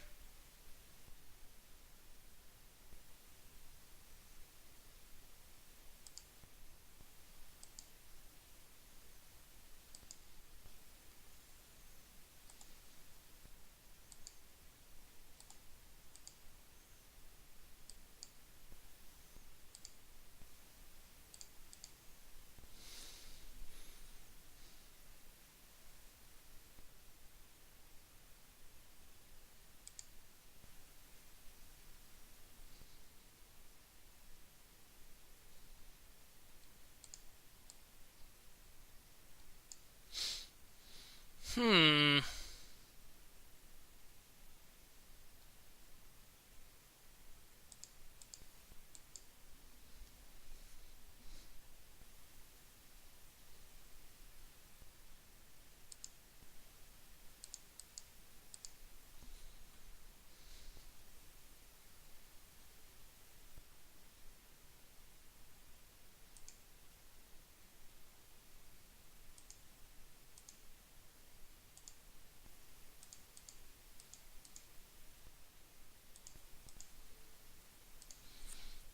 All right, we're going to blow this up. They can get some more value off their dude. But I can blow up Caracas next turn. And then do this.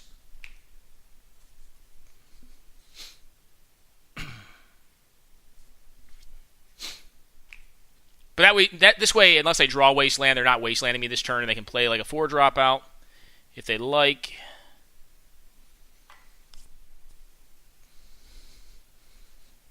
And I can blow up one of their perms. If they play the Batter Skull, it's 2 permanents because of the token. So I did play this like a buffoon, but... Alright, cool. They're still leaving their Caracas up.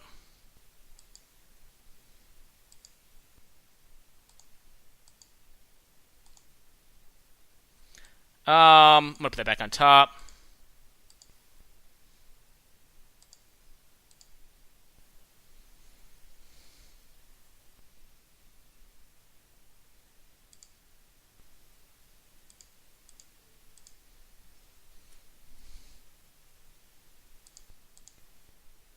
Oops.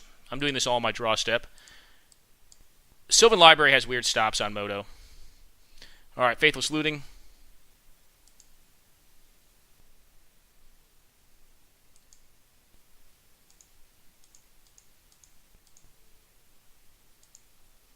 Goryo's Vengeance.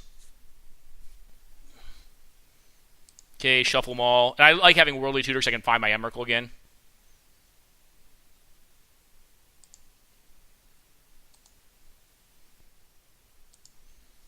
And that just gets everything on their side of the board.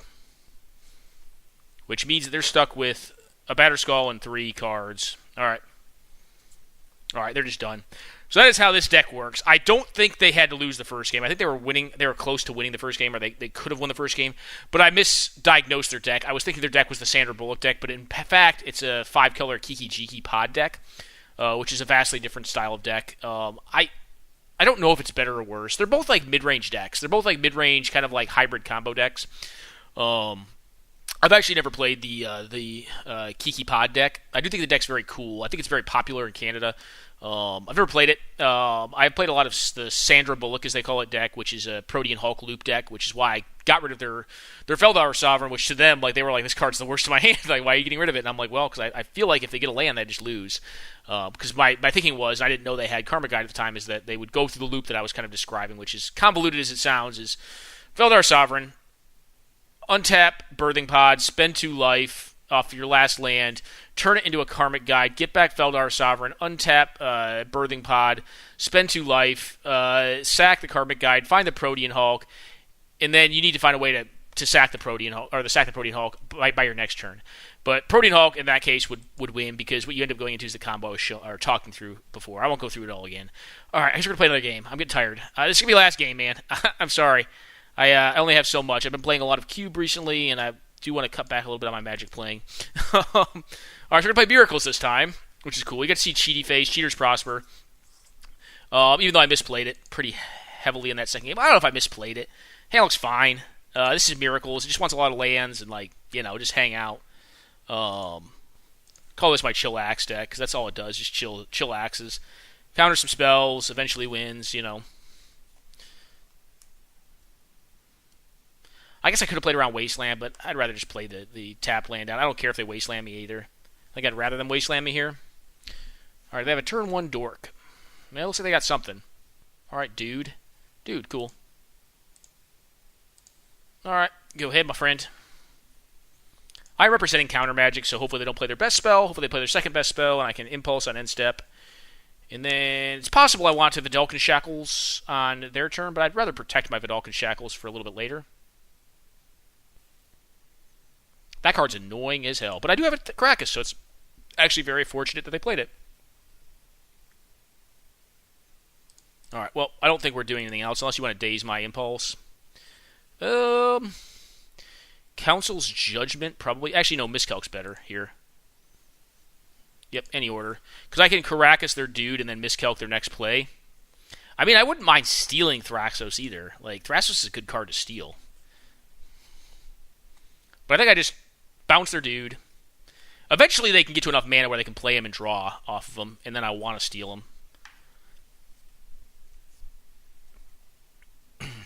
I haven't seen this guy played a lot in 100 card. I've seen him played a lot in 1v1 Commander, because he's very, very good there.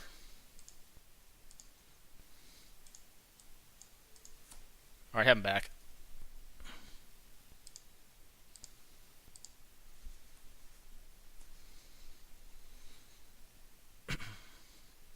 And real quick, guys, I'm going to want to pause. I have to use the restroom. We've been gaming a lot, so I'm going to take a quick break, and I'll be right back. Sorry, BMCG, I got to take a leak, man. I'm dying here. All right, guys, I am back. Sorry about that. So much better. Probably too much information, but whatever. You guys can tolerate it. All right, yep, take my 1/1 beats. Cool.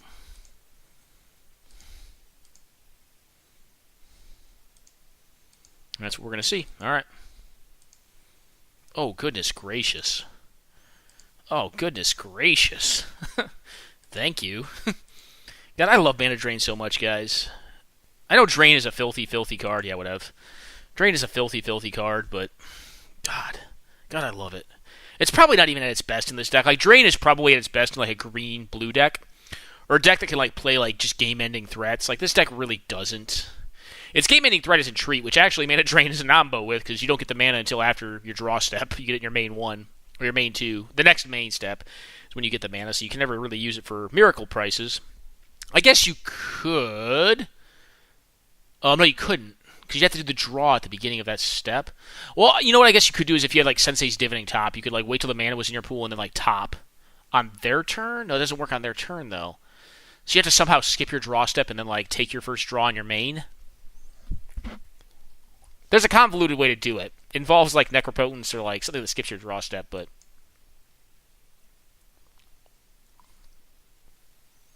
that's cool. That's actually a very cool way to shuffle off of Brainstorm. Pretty cool. I mean, eventually when they hit 6 mana, Thraxos can be used as a card drawer. In a lot of tempo, but it is a card draw. It's basically alright, cool. So they're Mox Diamonding here. This is aggressive. I have 2 counters, so I mean I don't think much is going to get through unless it's like, alright, this dude is going away. You're going to the bad people. I guess I could have kept that and if I opened it a fetch land.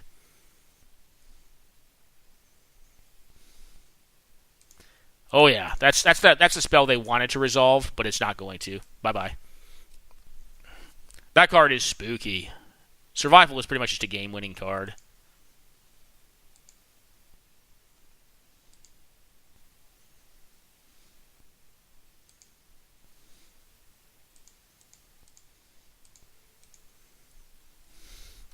Stealing this dude just to cut their mana back. I played out the Maze of Ith because it's pretty free, and I left my 2 islands untapped because they cannot be wastelanded. Mana Drain was quite powerful there. I may be catch releasing this elf here.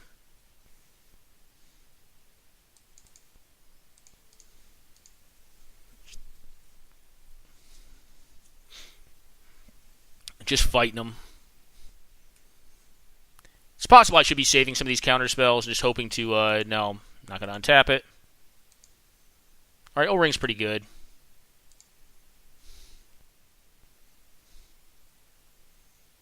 They have Thraxos in hand. I kind of want them to play Thraxos now, because I'll steal that thing and draw for all it's worth. They probably shuffled it back in with Brainstorm, though. Okay, red mana. They have a lot of colors here.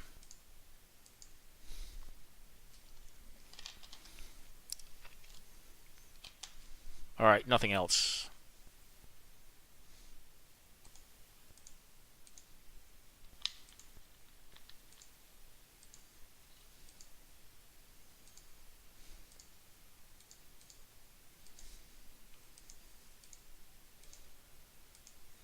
Well, this is where you really want to have better threats to lock the game up in control.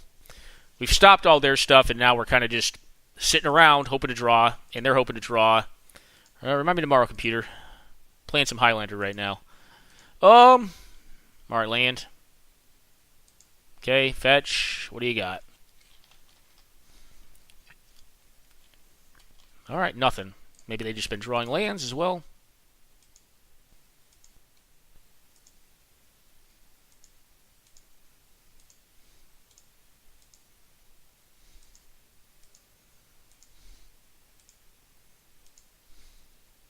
Well, Shackles can probably steal almost anything in their deck now. I possibly should have kept that island. I debated keeping that island in hand, but I think right at this point in the game, they're going to play anything they can to counter or to force me to do something. No. I wish that had been my other miracle. That would have been good because it would have closed the game out very quickly. Right now, I'm beating down with 1/1s. I think I can leave my planes safely in hand. The islands I don't want to leave in hand because there is a relevant permanent on the board that interacts with them favorably. Any planeswalker I have an answer to. Any creatures I have answers to if I can't stop them with shackles. Like if there was like a, Kasali Pride Mage, that could be bad. Okay, Birds of Paradise. If they have like a sword, that'd be hilarious. Okay, they can attack with the birdie birds. All right, that one I do care about. I'm going to steal that. Can I use it? No.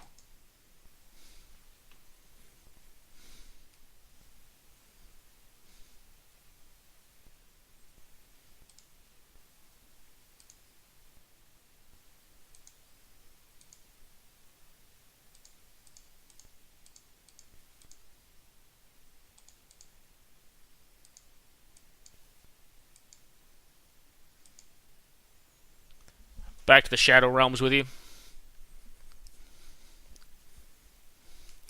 Now I cannot counter a spell this turn, so if they have something really, really good, that could be bad. But I'm pretty secure in my position. I have an Oblivion Ring to stop a threat. Now if they draw an answer to Shackles, that's really bad. But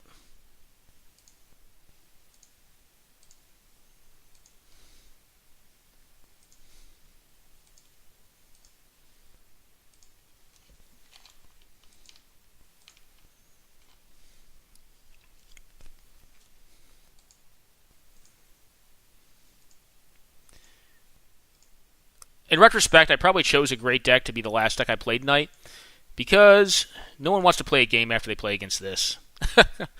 All right, bottom, top.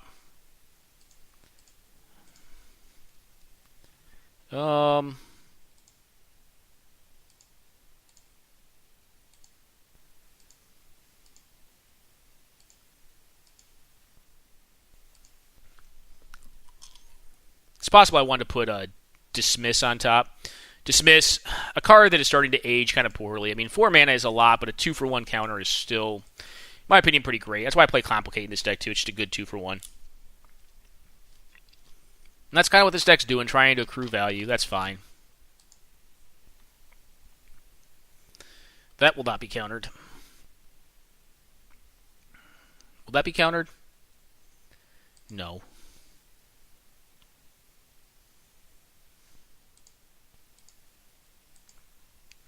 I kind of want to draw. I'm going to steal their Kiora's Follower. Because actually is a pretty good card. I mean, it can actually also synergize interestingly with Shackles. Like if I make a mistake with Shackles, I guess. But I'm going to steal it because it can beat down and it will end the game. I could have cast Snappy there, but I'd rather just draw into this. And then what I think I want to do is Impulse on their turn with Snapcaster near their end step. Because that'll allow me not to draw this Plains I know I have on top of my deck right now. And I really don't need more land here. I've kind of hit my... I mean, I would take a Celestial Colonnade, but other than that, there's not many lands I really want. I just kind of want to win at this point. And that's one of the issues with Miracles, is sometimes you just get these weird draws where like you can stop anything, but you can't win, and eventually the ways that you stop things will be outmoded by the ways that they can win. They seem to be a more land-rich deck, though, when we're playing this match, which is better for us. Because it means we'll both top deck generally a pretty similar answer to threat ratio and land ratio, as opposed to just like, you know, if certain decks... Alright, you're going to get mazed here. Oh, please. Do I want to maze that? You know what? No, cancel. Just attack me. I don't care. I want to attack with my Snapcaster. I'll take the 1. I didn't forget about maze, but I just want to get Snapcaster attack value. I do not want to dismiss into Plains, so if I have to dismiss anything this turn, then it will be after I Impulse here.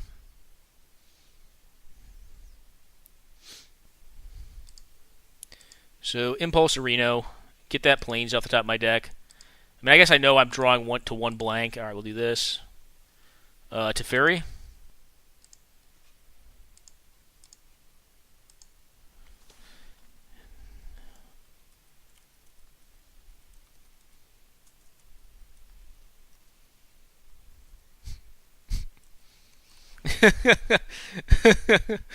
No, I really didn't maze him. I did consider it, but I did not.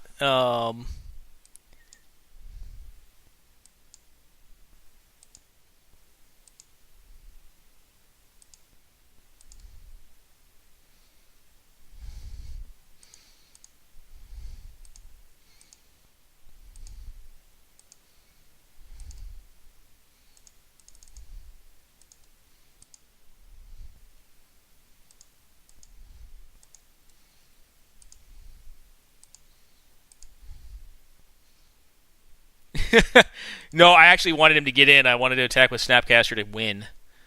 Um, I mean,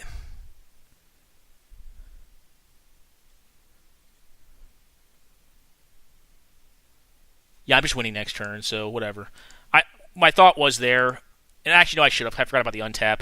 What I could have done is Merchant Scroll to find Mystical Tutor, and then Mystical Tutor to top the Entreat.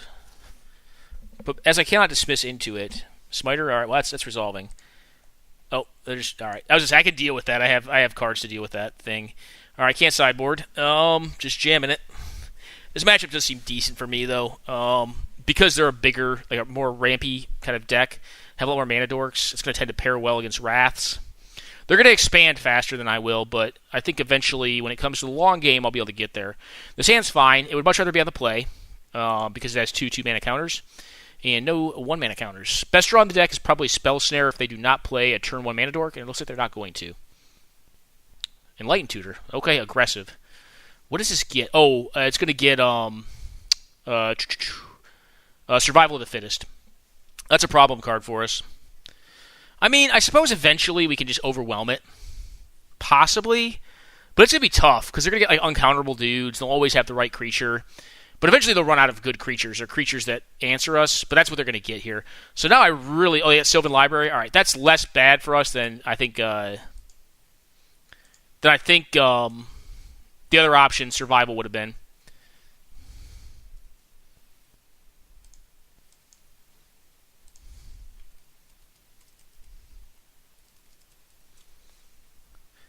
I'm just letting him know. I think Survival was a worse card for me to see. I mean, they can try to outcard me, but eventually I can outlife them. That's the thing. And I have Jace, so I can keep pace with cards as long as I can get my Jace down. So I do think Survival was like the better option. Unless they already have it. But if they already have it, I think they cast it there before they cast Sylvan, because I think it's just far better. Like, I think it is just, ugh. No one wants to face Survival. They're going to double draw? All right, they're going low on life. But, I mean, I do have a Celestial Colonnade, too, so that is the thing they need to be a little leery of. All right, nothing. I could just jam a Snappy. It's kind of enticing here. I'm not going to. I'm going to opt. I think I'm going to top that, yeah.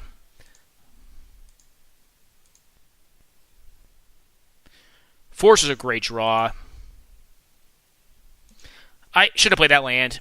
I want to play around Wasteland, so I'm going to put it into play untapped. Because if they Wasteland me and like cast something, I can't counter it. It's really, really bad for me.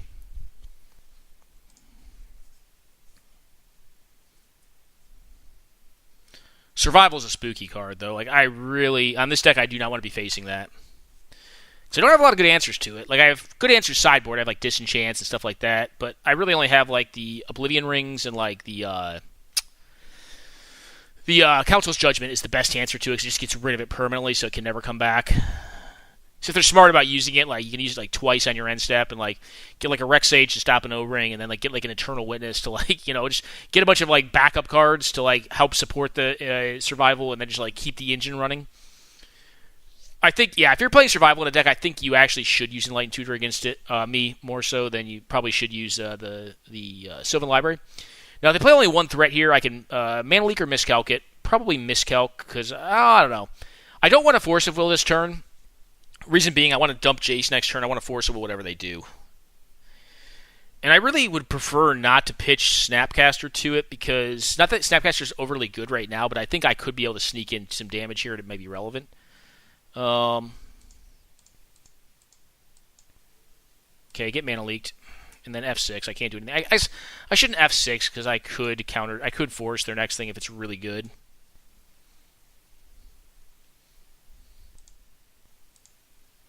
I don't want to use the fetch land yet. I want to use that next turn. Obviously, topping them with Jace, I'm not going to do that until I'm winning. Like, winning very, very much so.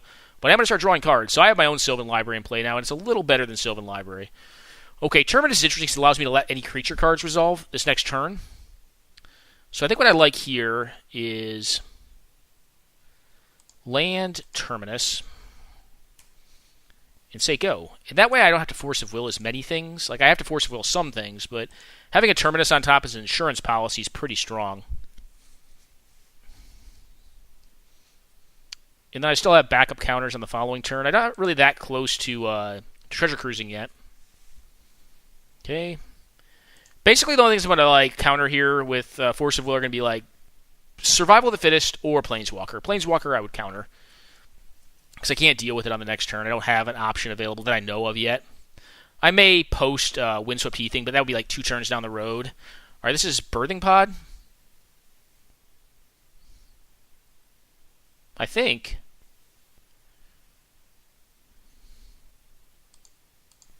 I think this does earn a Force of Will. Yeah. I think that does get a Force of Will out of me. Because creatures, like I said, I can deal with. So play a creature now, too. Alright, Green Suns for 1. Is this like a Deathrite Shaman? Probably a Deathrite, I would assume.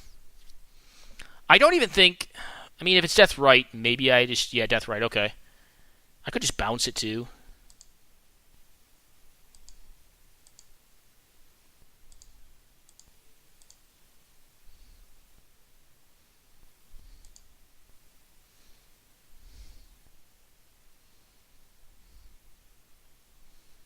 Okay. Go.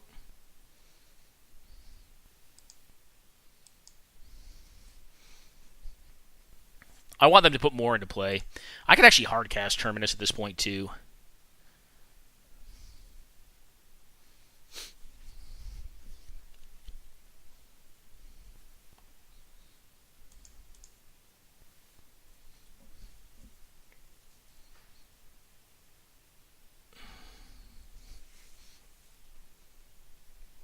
And I don't think I mind Terminusing my own Snapcaster Mage.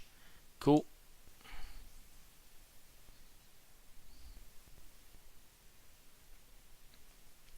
That I have a big issue with.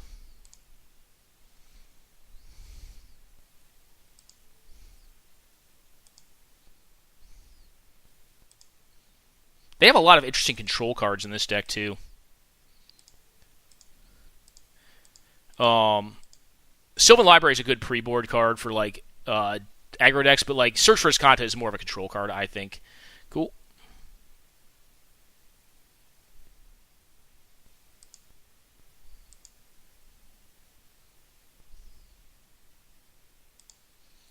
I'm going to draw 3 here and probably get rid of some lands.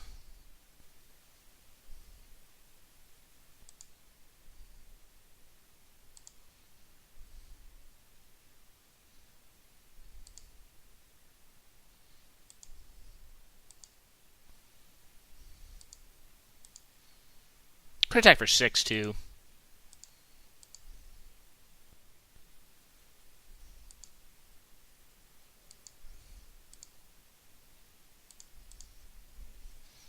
We're going to fetch here and bottom our Snapperoo. Alright, get this. Or are we?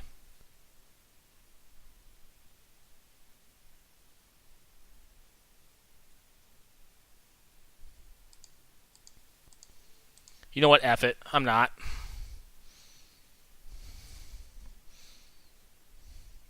Mystical Teachings for Top Tutor. Mystical Teachings for Mystical Tutor into Angels. So I'm going to just give them a dude. I don't want to give them the ability to exile my Mystical Teachings, though, so I'm just going to get rid of it right now. It also fuels my graveyard to draw 3 off of TC. They have a lot of mana. And, like, worst case, I can find, like, something to counter. Something I guess I really can. I mean, a 2-mana or 1-mana counter. I have, like, Snare and Pierce. Would be about it. But I could also find, like, Swords to Plowshares as well.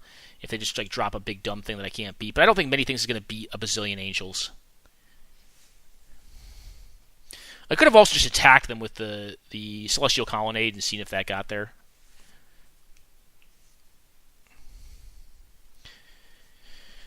I guess Sylvan Library made more sense because it didn't appear they had a ton of creatures. I mean, they had 2 they've shown us so far. 3? Yeah, 3 they've shown us so far. All right. You can attack a Jace the Mind Sculptor. That's fine. With the... Oh, they don't want to attack Jace the Mind Sculptor.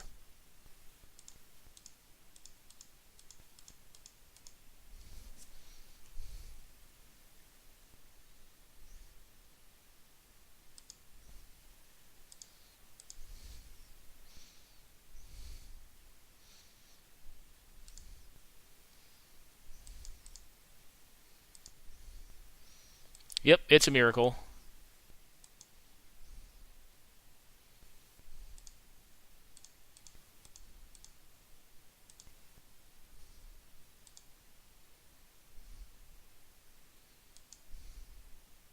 I'm not going to do the full Monty on it.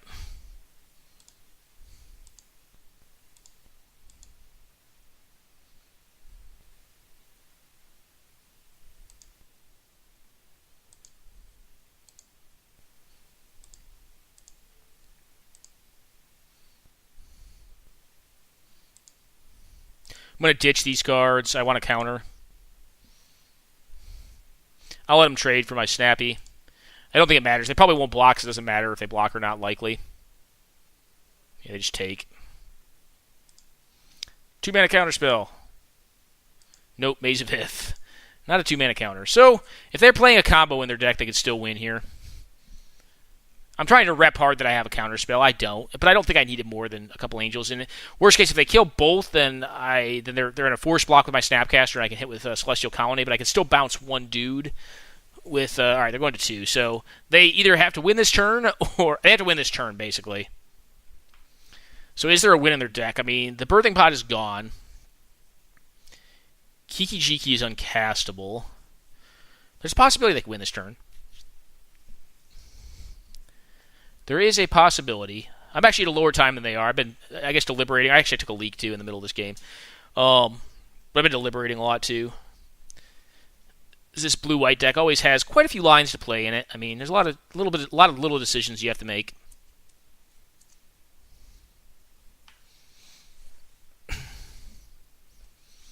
And we're obviously feigning counter magic right now that we do not have. So, if they have something like Size Massive... Do they have something that wins the game this turn? All right, Eternal Witness for Birthing Pod. Can they win this turn? They actually may be able to. So Birthing Pod, yep. Oh, wait, no, they can't because they can't spend the life.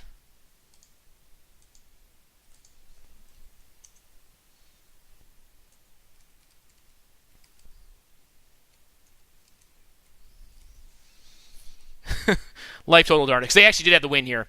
So this is how they win. They cast the Birthing Pod out, but they can't take 2 off of it, or else they die. But they could.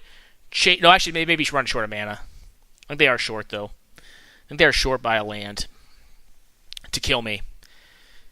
Because it doesn't take much for this deck to win. Like this is a combo mid-range deck. Yeah. Darn life total.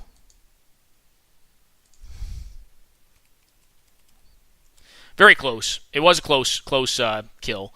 They did have a close kill there. They basically couldn't draw off the Sylvan Library. But maybe they had to. There were 2 cards in there they had to get. It may have been land plus Eternal Witness.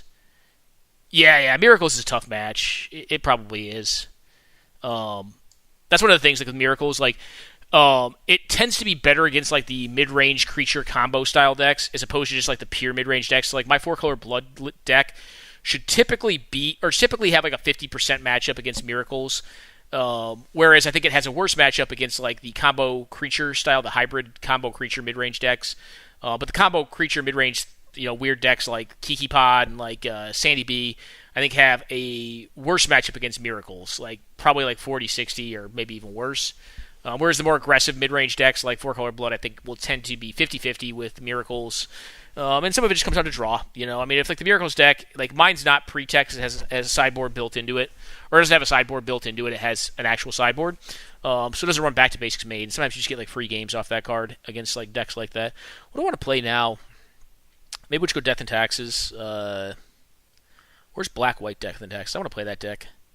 I know I've been playing a lot of Death and Taxes in Cube, not Black-White Death and Taxes.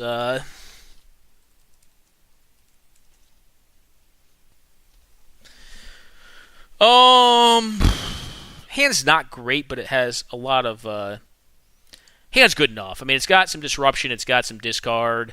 It needs to hit lands. The Batterskull and the Gideon are kind of unwelcome in my opener, but I'd rather draw into them like a little later. Batterskull I'd rather not draw into at all. I'd rather just have like alright, this cool. Well, islands don't tend to mean counter magic. That was a bad draw, especially with Fatal Push. So we're gonna get Scrub-a-Dub land here. Scrubland. Show me what you're working with. Alright, Counterspell. Oh, God. Again, I don't like playing against power. I think power is just nonsense. Their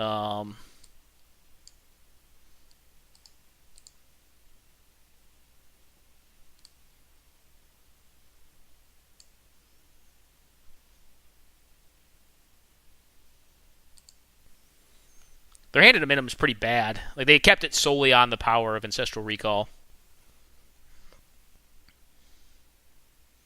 And I only have 1 2-drop that I don't really need to resolve, so like unless I draw into a 2-drop, I have to draw into a mountain. Good draw. Good draw.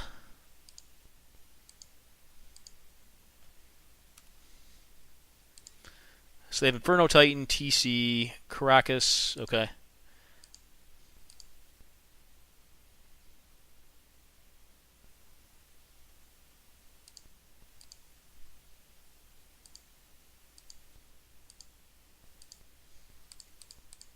I'll run this into their spell snare. They don't want to spell snare it. I mean, they probably... I could be leveling them too.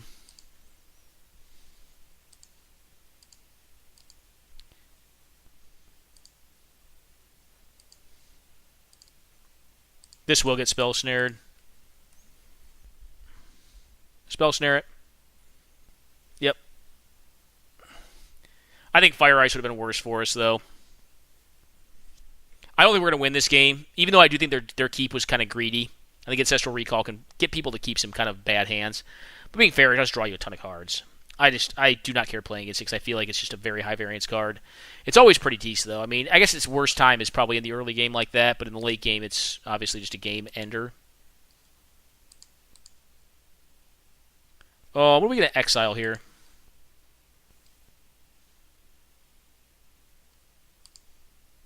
Probably Fatal Push of all things, so I don't see it being very good. When I cast out this, they can either counter it or they can just use their Caracas against it. I'm just basically casting because I can't do anything else this turn. And what I'd like to do is basically tie up their land drop and their mana for next turn. Eventually they're going to get an Inferno Titan down, and that's going to kill my Containment Priest. And my hope is I draw land this next turn. They're going to play the Caracas, probably flip my dude on my turn. Or theirs, maybe. They could try to tap out for a Treasure Cruise this turn. To get the mana, right? They have enough. They do have enough. They have enough.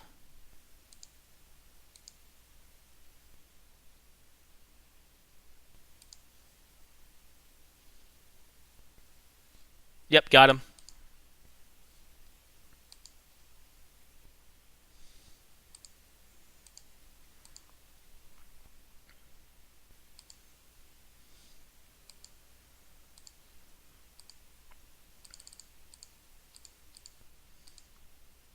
Now, if I had another land, what I can do here is I'm going to get the Gideon resolved, put a 2-2 into play. We know they have Chandra and Inferno Titan. Flamecaller is also kind of spooky. Flamecaller actually would kill Gideon, right? But then she would die on the backswing, so I'm hoping they don't have a mountain here. I need to get Batterskull down too. So, I mean, like, if they tap out, hopefully they tap out for Inferno Titan. Inferno Titan is a better card than Chandra Flamecaller. But if they're not hitting their red mana, which they never had in their opening hand, even though it had 3 cards with double... Alright, they hit it. Alright, so they're going to Chandra my Gideon. So if they do, their Chandra dies, right? Because she doesn't start with that high a loyalty. 4. Alright, yep, they're going to get the Gideon.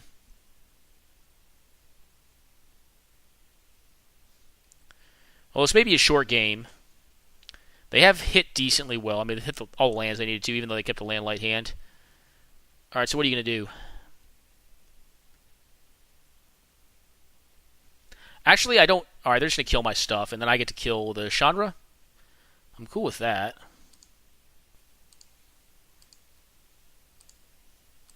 Yeah, I'll eat your Chandra.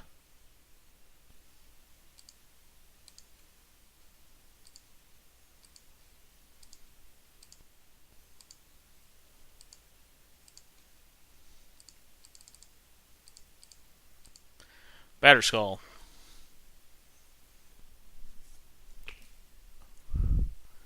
Alright, they're going to slam an Inferno Titan here.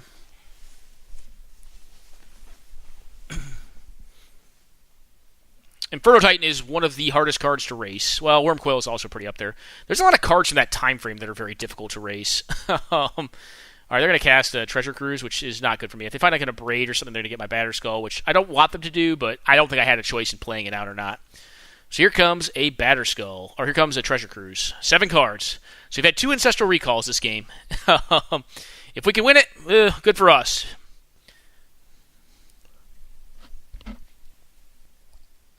All right.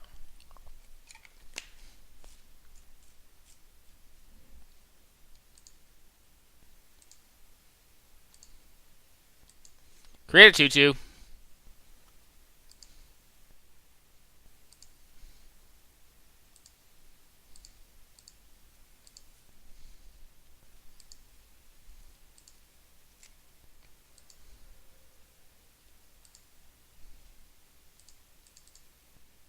Go ahead. Bounce it back to my hand.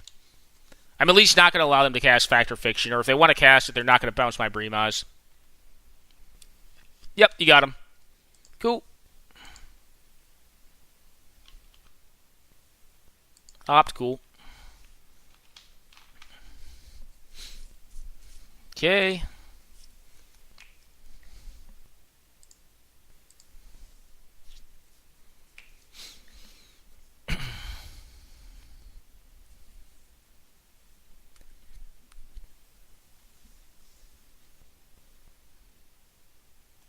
All right, Inferno Titan. Cool.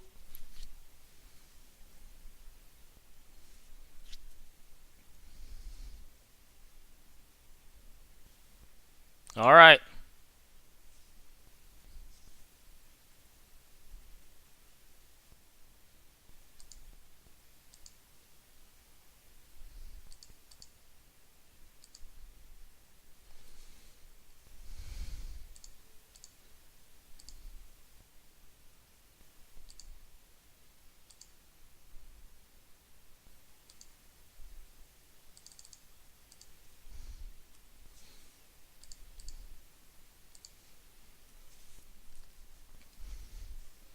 Again, tie up their mana. That's the only reason I'm casting this Bremas, and I'm not trying to be an annoying asshole, but I just want to force them to have to use it.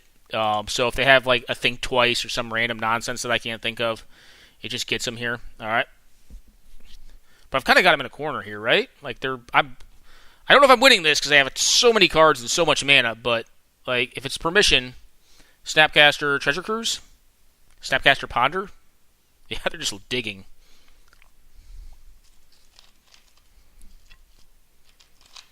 Yep. It's one of the things with these decks, like sometimes like too high a converted mana cost is really bad for you. Yeah, I mean like that's where like mana efficiency just comes in. I'm not sideboarding here, although I could have some good ones. I think there is Sophie in this deck.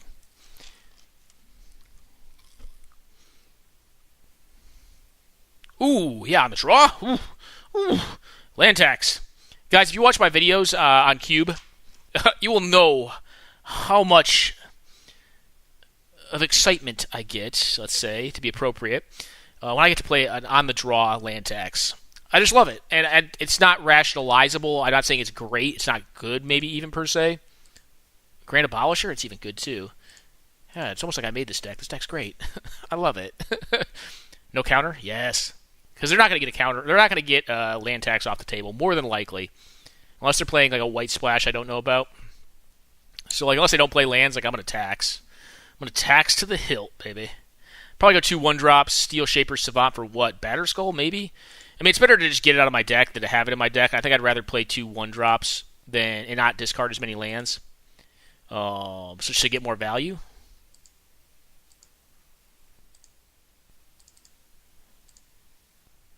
Yep. If they want to counter this, it's cool. Mana Drain. Counterspell. Cool. Unfortunately, this card does replace itself, so I'm still discarding, but I'm just going to get the Skull out of my deck and say go. Feels so good, man. Oh, God. Bad. Land tax. Oh, God. Love it. Love it.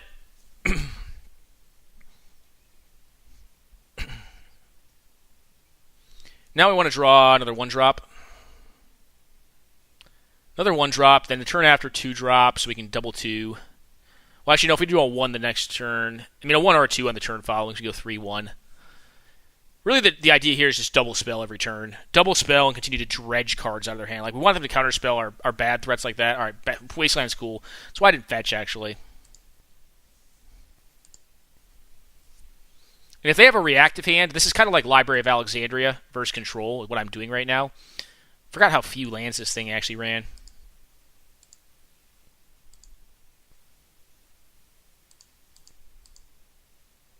Should have played Bremaz into counter magic. If they want to counter him, I don't care. Like, it's 100% fine, so I'm not going to discard. I want to discard less cards. All right, he lives. And they could have Shackles as well. Shackles would be annoying, but actually, the Grand Abolisher beats Shackles. All right, Nimble Obstruction is cool. Land.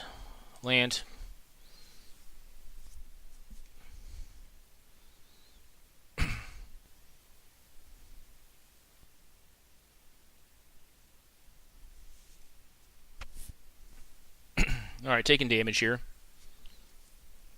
Yep, get in there, you.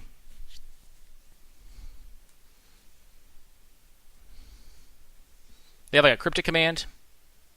Probably wait to cast my first spell so they have to Cryptic Command my dude or just take damage. I know I should probably not draw 3. Actually, I think it's fine to draw 3 here.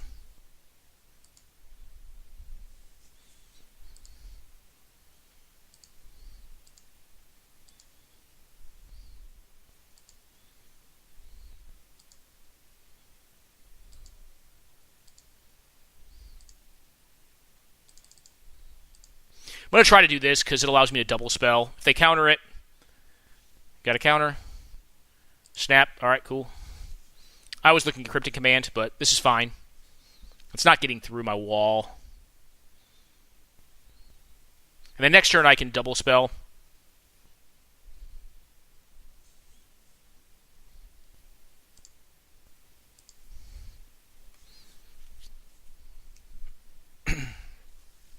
So go like Thalia into Grand Abolisher probably.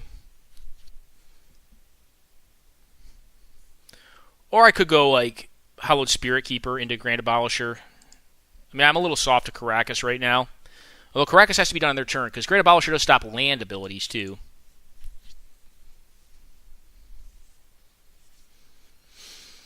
They also know I have Batter Skull in hand, which, I mean, they're going to try to leave up counter magic for. I'm not going to slam a skull here. Alright, they're wrathing the board. Alright, cool, you get this thing. I think you have a lightning bolt, so I'm not going to try to take a free block off my Bremaz, because I believe you have it. I believe you have a 3 damage burn spell.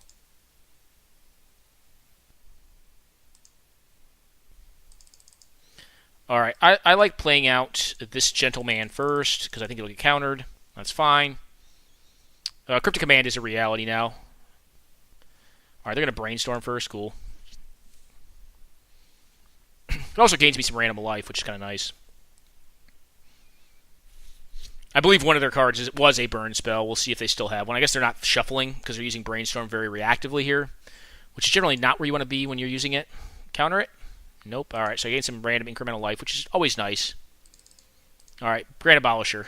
And attack.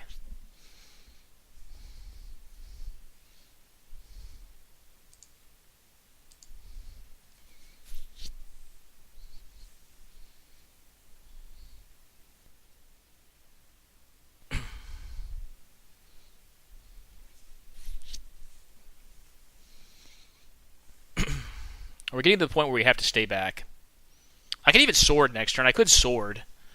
Well, actually, you know what? Sword's probably worth it, because if I sword and it resolves, I can lock it up if Grand Abolisher's still alive, because they can't react to me locking it up, because they can't do shit on my turn with Grand Abolisher in play.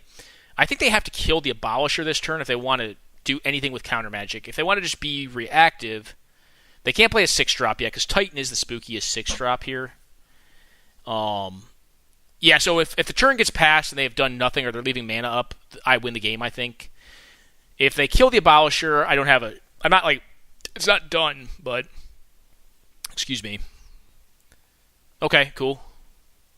I still think I'm going to sword them. Get in there, you. Get in there. Yep.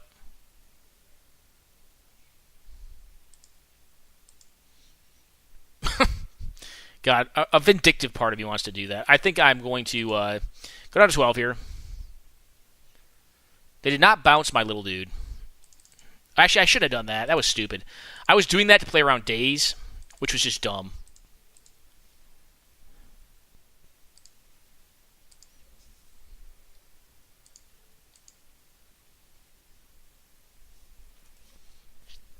Now their clock's gone, though, and, like, I have a hard time thinking of what they're going to do. Like, Fiery Confluence is probably the best card they could cast here.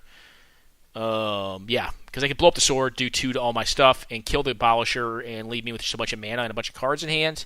But they'd be tapped down to 1 land. Alright, Ice. Yep, that's cool. They're drawing to something. Fiery Confluence is like their one outer here, I think. I mean, a Braid would kill the sword and, like, keep the game going. Yeah, I was going to say, if they don't have any of that, then it's probably good. Alright, guys. I do think that was the last game we're going to play. I don't know. So I'm going to start doing my wrap-up speech again, even though I've done it multiple times now. I'm going to play a lot of cool games against BMCG with a wide variety of decks. No, like, true. I guess we did have one true combo deck. We had Cheater's Prosper, which is just a 5-color Reanimator monstrosity / Sneak and Show / all the combos / Omniscience Show everything combo deck. So I hope you guys enjoyed it. I'm going to go ahead and cut the video there. This is a massive potpourri set of matches between a variety of my decks and a variety of BMCG's Canadian Highlander decks. So I hope you enjoyed the Highlander content, guys. And it's not over yet. Alright. What do I want to do? Do shift. Why not? I like playing this deck. Oh my goodness, we're playing a lot of games. I guess it is Friday night for them. And, like, yeah. What do you think of this? Yeah, hand's good.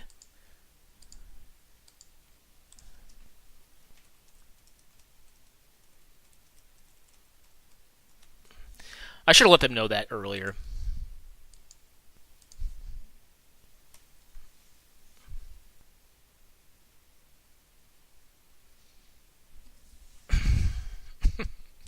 I've ended this video like 5 times already. They are on a rip and roll tonight. They want to play.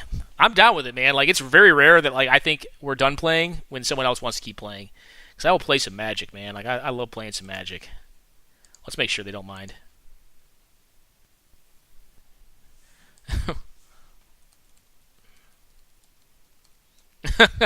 Alright.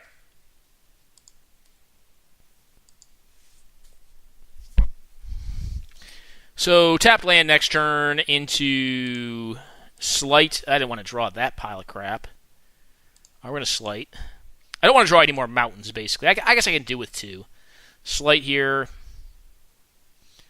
I'm going to pick up the Mire, I think. Yeah. And play out the events. No. I'm going to pick up the Bloodstained Mire because I actually want to keep a fetch around in case I can shuffle with Brainstorm or Jace the Mind Sculptor. Because I do have 2 mountains, and I really only need 1 mountain for my deck to function. So it could have been more correct to leave the other mountain in my hand, maybe. It was either that or play the Smoldering Marsh, but I think the blue man is more relevant here. Alright, it's just a recall. That's great. They're going to discard 2 cards, though, I think. No, they're not. If they're going to ponder here, they're going to discard. Alright, Ancestral Vision. That is very good for them. Oh, discard a card. Jesus.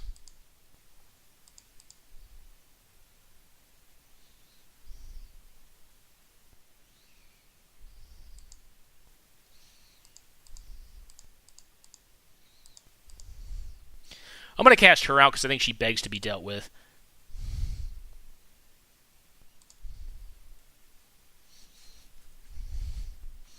And if they deal with her, maybe I can resolve the Kodama's Reach and then set up a situation where I have enough cards in my graveyard to... Alright, search, whatever. Oh, they're short on lands.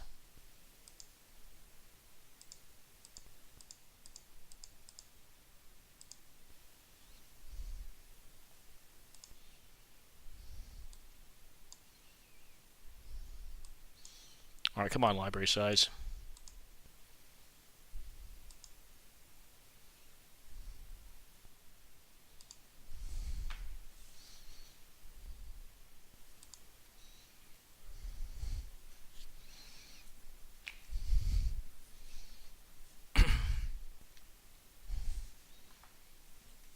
They're looking for mana hardcore. Didn't find it, though. This is one of the problems with, like, Ancestral is it does sometimes... Why did they want to kill my thing? That was bizarre.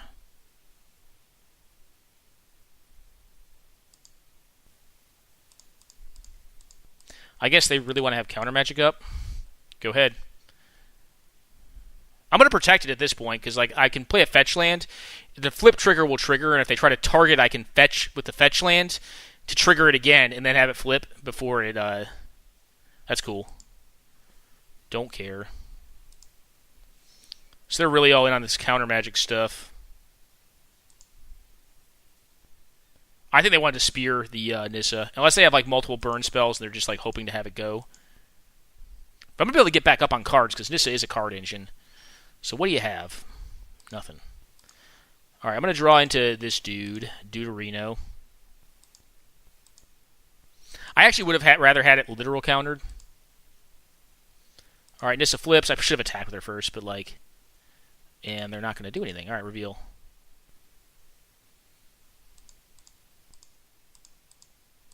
All right, Baloth. Want to counter him too? I don't care. I don't think.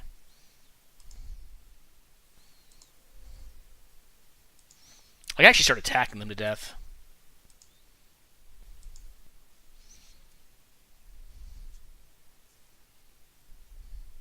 You know, like path or plow it? I mean, Nissa is a card. It's pretty powerful. Like,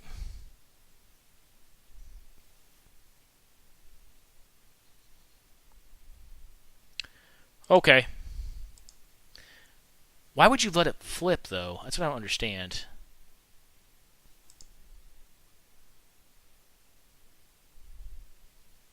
I could just start going to face the burn, too. Like, Lightning Bolt, down to 12. 4 plus 3, down to 5. Like, oof. It's a quick clock, actually. I don't even have to, per se, shift them. This comes off this turn, so they're going to hit a land drop, I assume. And they have a flip search for his Kanta, which is fine, I think, because like it's just too much mana. It ties up too many cards.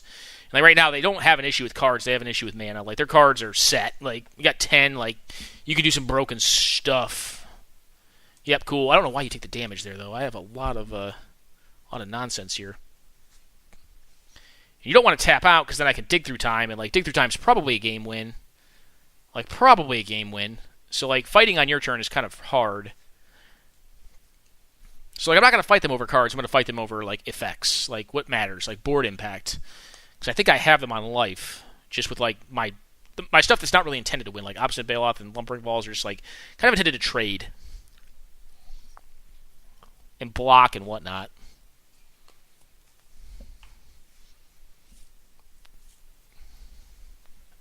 Oh God.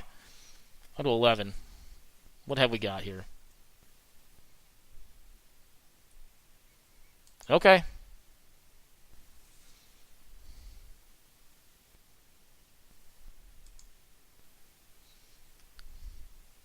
Now, I think they realize I'm going to steal this, right?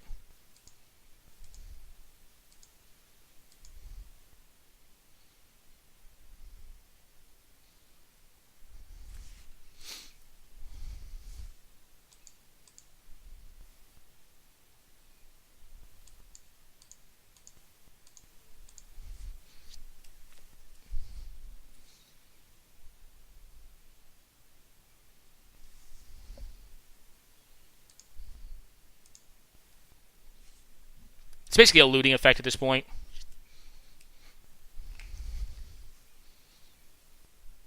You just keep them off time. Like, don't give them time to do anything. Like, I don't think I give a crap about Scape Shift anymore. I think I could just give up on that plan. I can still do it with what I have in play.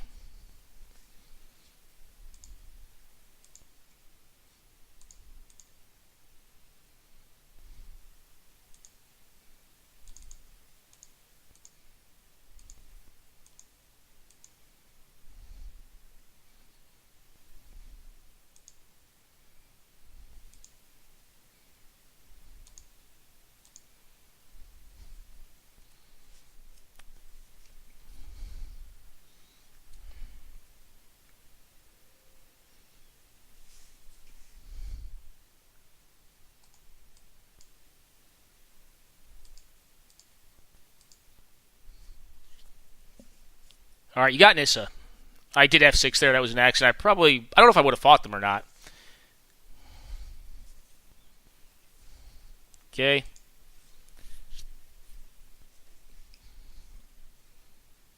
Because like the funny thing is, like I mean, they are showing that they're up on cards. They discarded a lot of those cards.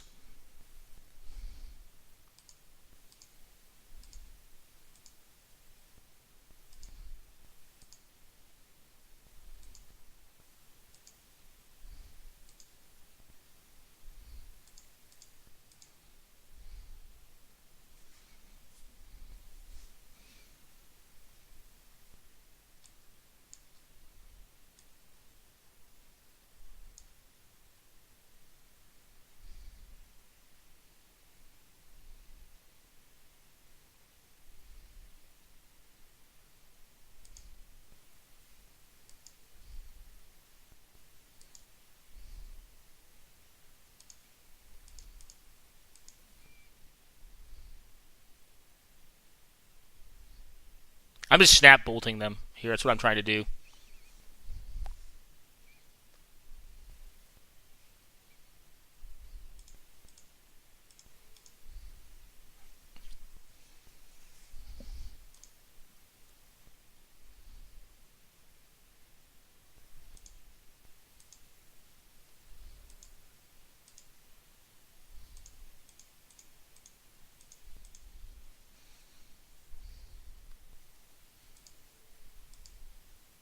All right, snap bolt.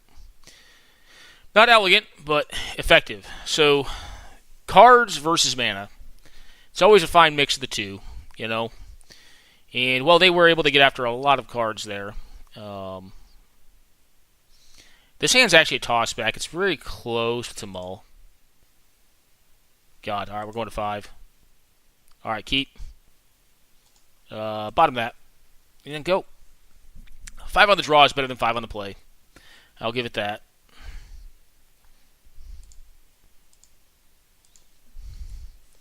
Say go. I don't want to fetch yet. I could have fetched just to... I want to fade Wasteland. Alright.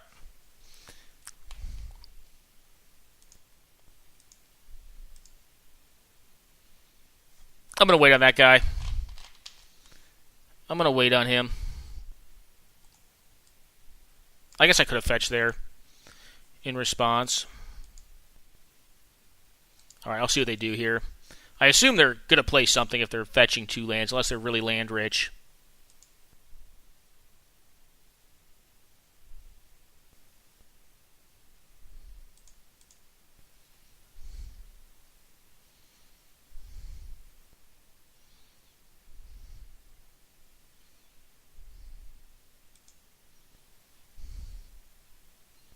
Yep, go ahead and have them. Again, not a fan of playing with Ancestral. Not a fan of playing with Power. That's going to probably win them the game, so I'm just so far behind the cards. But we'll see. Last game, it kind of caused them to keep a greedier hand. They probably should have. Actually, it's caused that to happen in a couple games. Folks just rely on it to draw them what they need. I'm not going to fight them over it, though.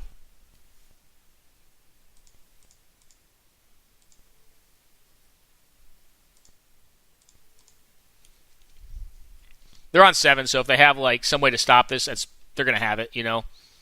That's just that. All right, yep, they probably have a Pierce or a Snare or something. The thing is here, I mean, they're going to be spending cards, so I don't really mind if they get the remand. I'm going to take damage. All right. Spell Pierce or Snare. Snare, okay, cool, got it. I'm going to slight here and look for like a removal spell.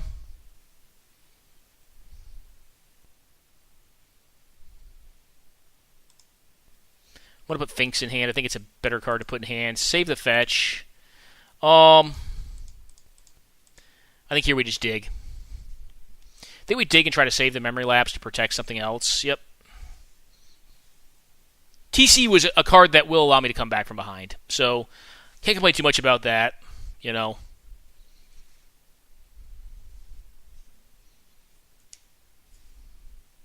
That was a strong pickup. Okay, Sulfur Fulls. Planeswalker. Oh, God.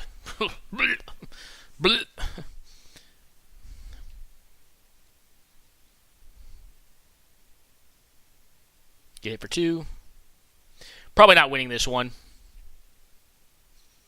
Don't know if it's going to be possible.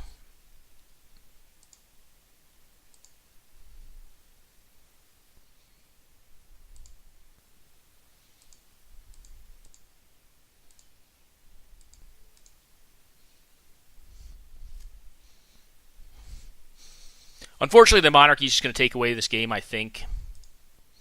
I have to leave up Memory Lapse, try to stop their next play. It would have been nice if I was on the play and I had Finks out by this point. I'd feel a lot more confident. All right, get in for your 2. Slam a 4 here. I really want to see them slam a 4. And then I can TC, possibly.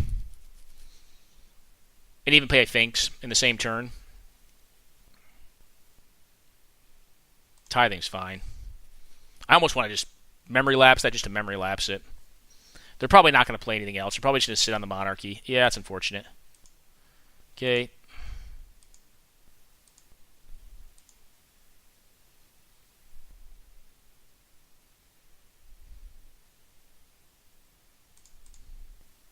They're running Stifle. If they stifle this, I'll just concede the game.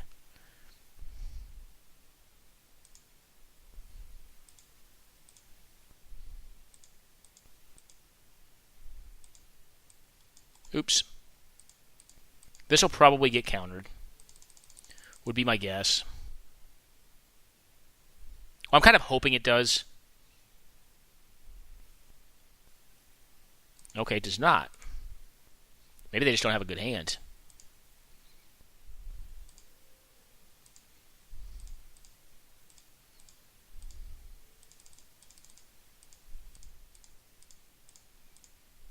Oh, I can't delve this. I'm dumb. All right, go.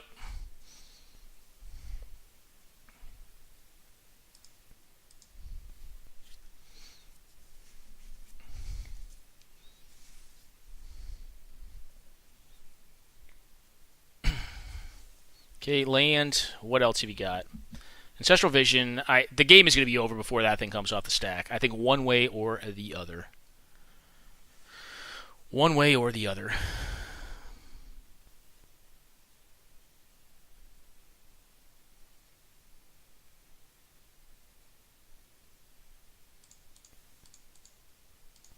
Draw it again.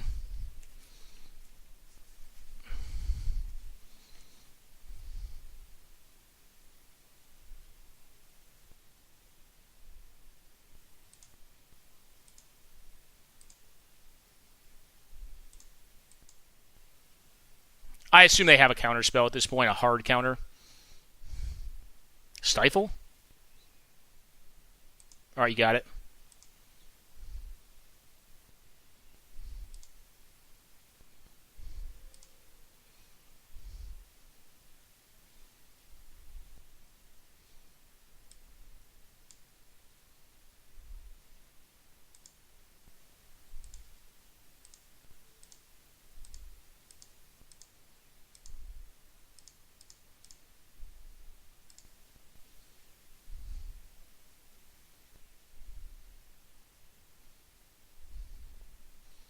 Okay.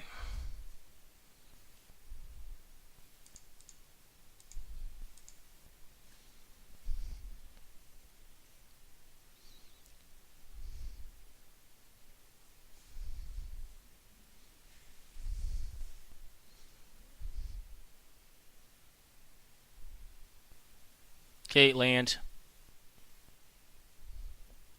We do have an outer here.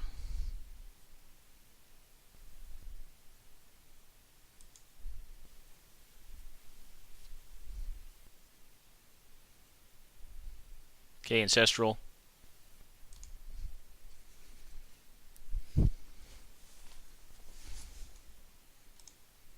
Okay, 7 cards.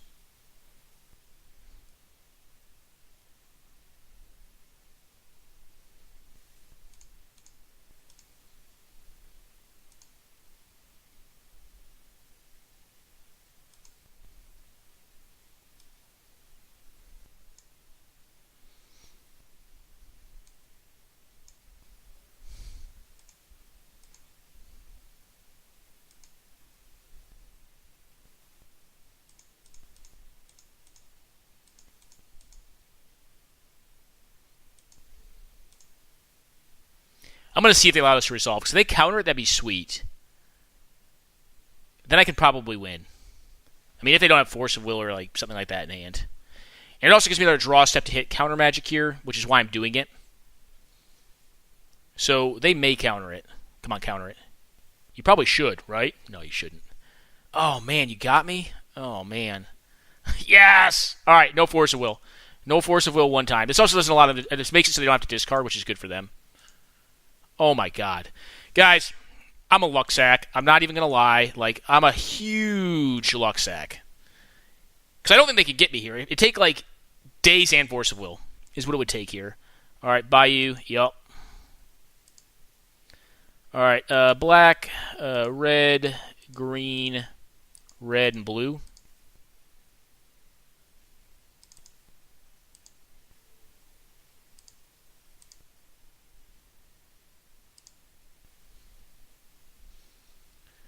This is like running the Miracle Mile here. I got lucky in this game.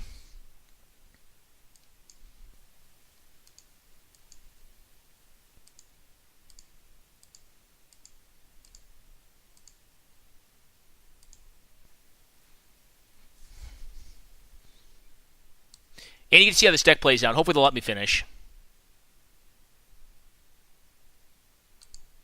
It is slow.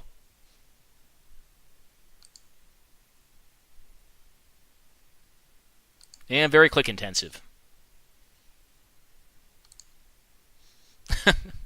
Moto, God, he's a pile of junk, man. I love this game so much, but Moto just kills me. No. And we still have Negate backup. Negate was like one of the better draws. Like that or like Mana Drain would have been good. This is pretty much a miracle win because like I do not think we had to have been like in the low like 15 to 10 percentiles to win this.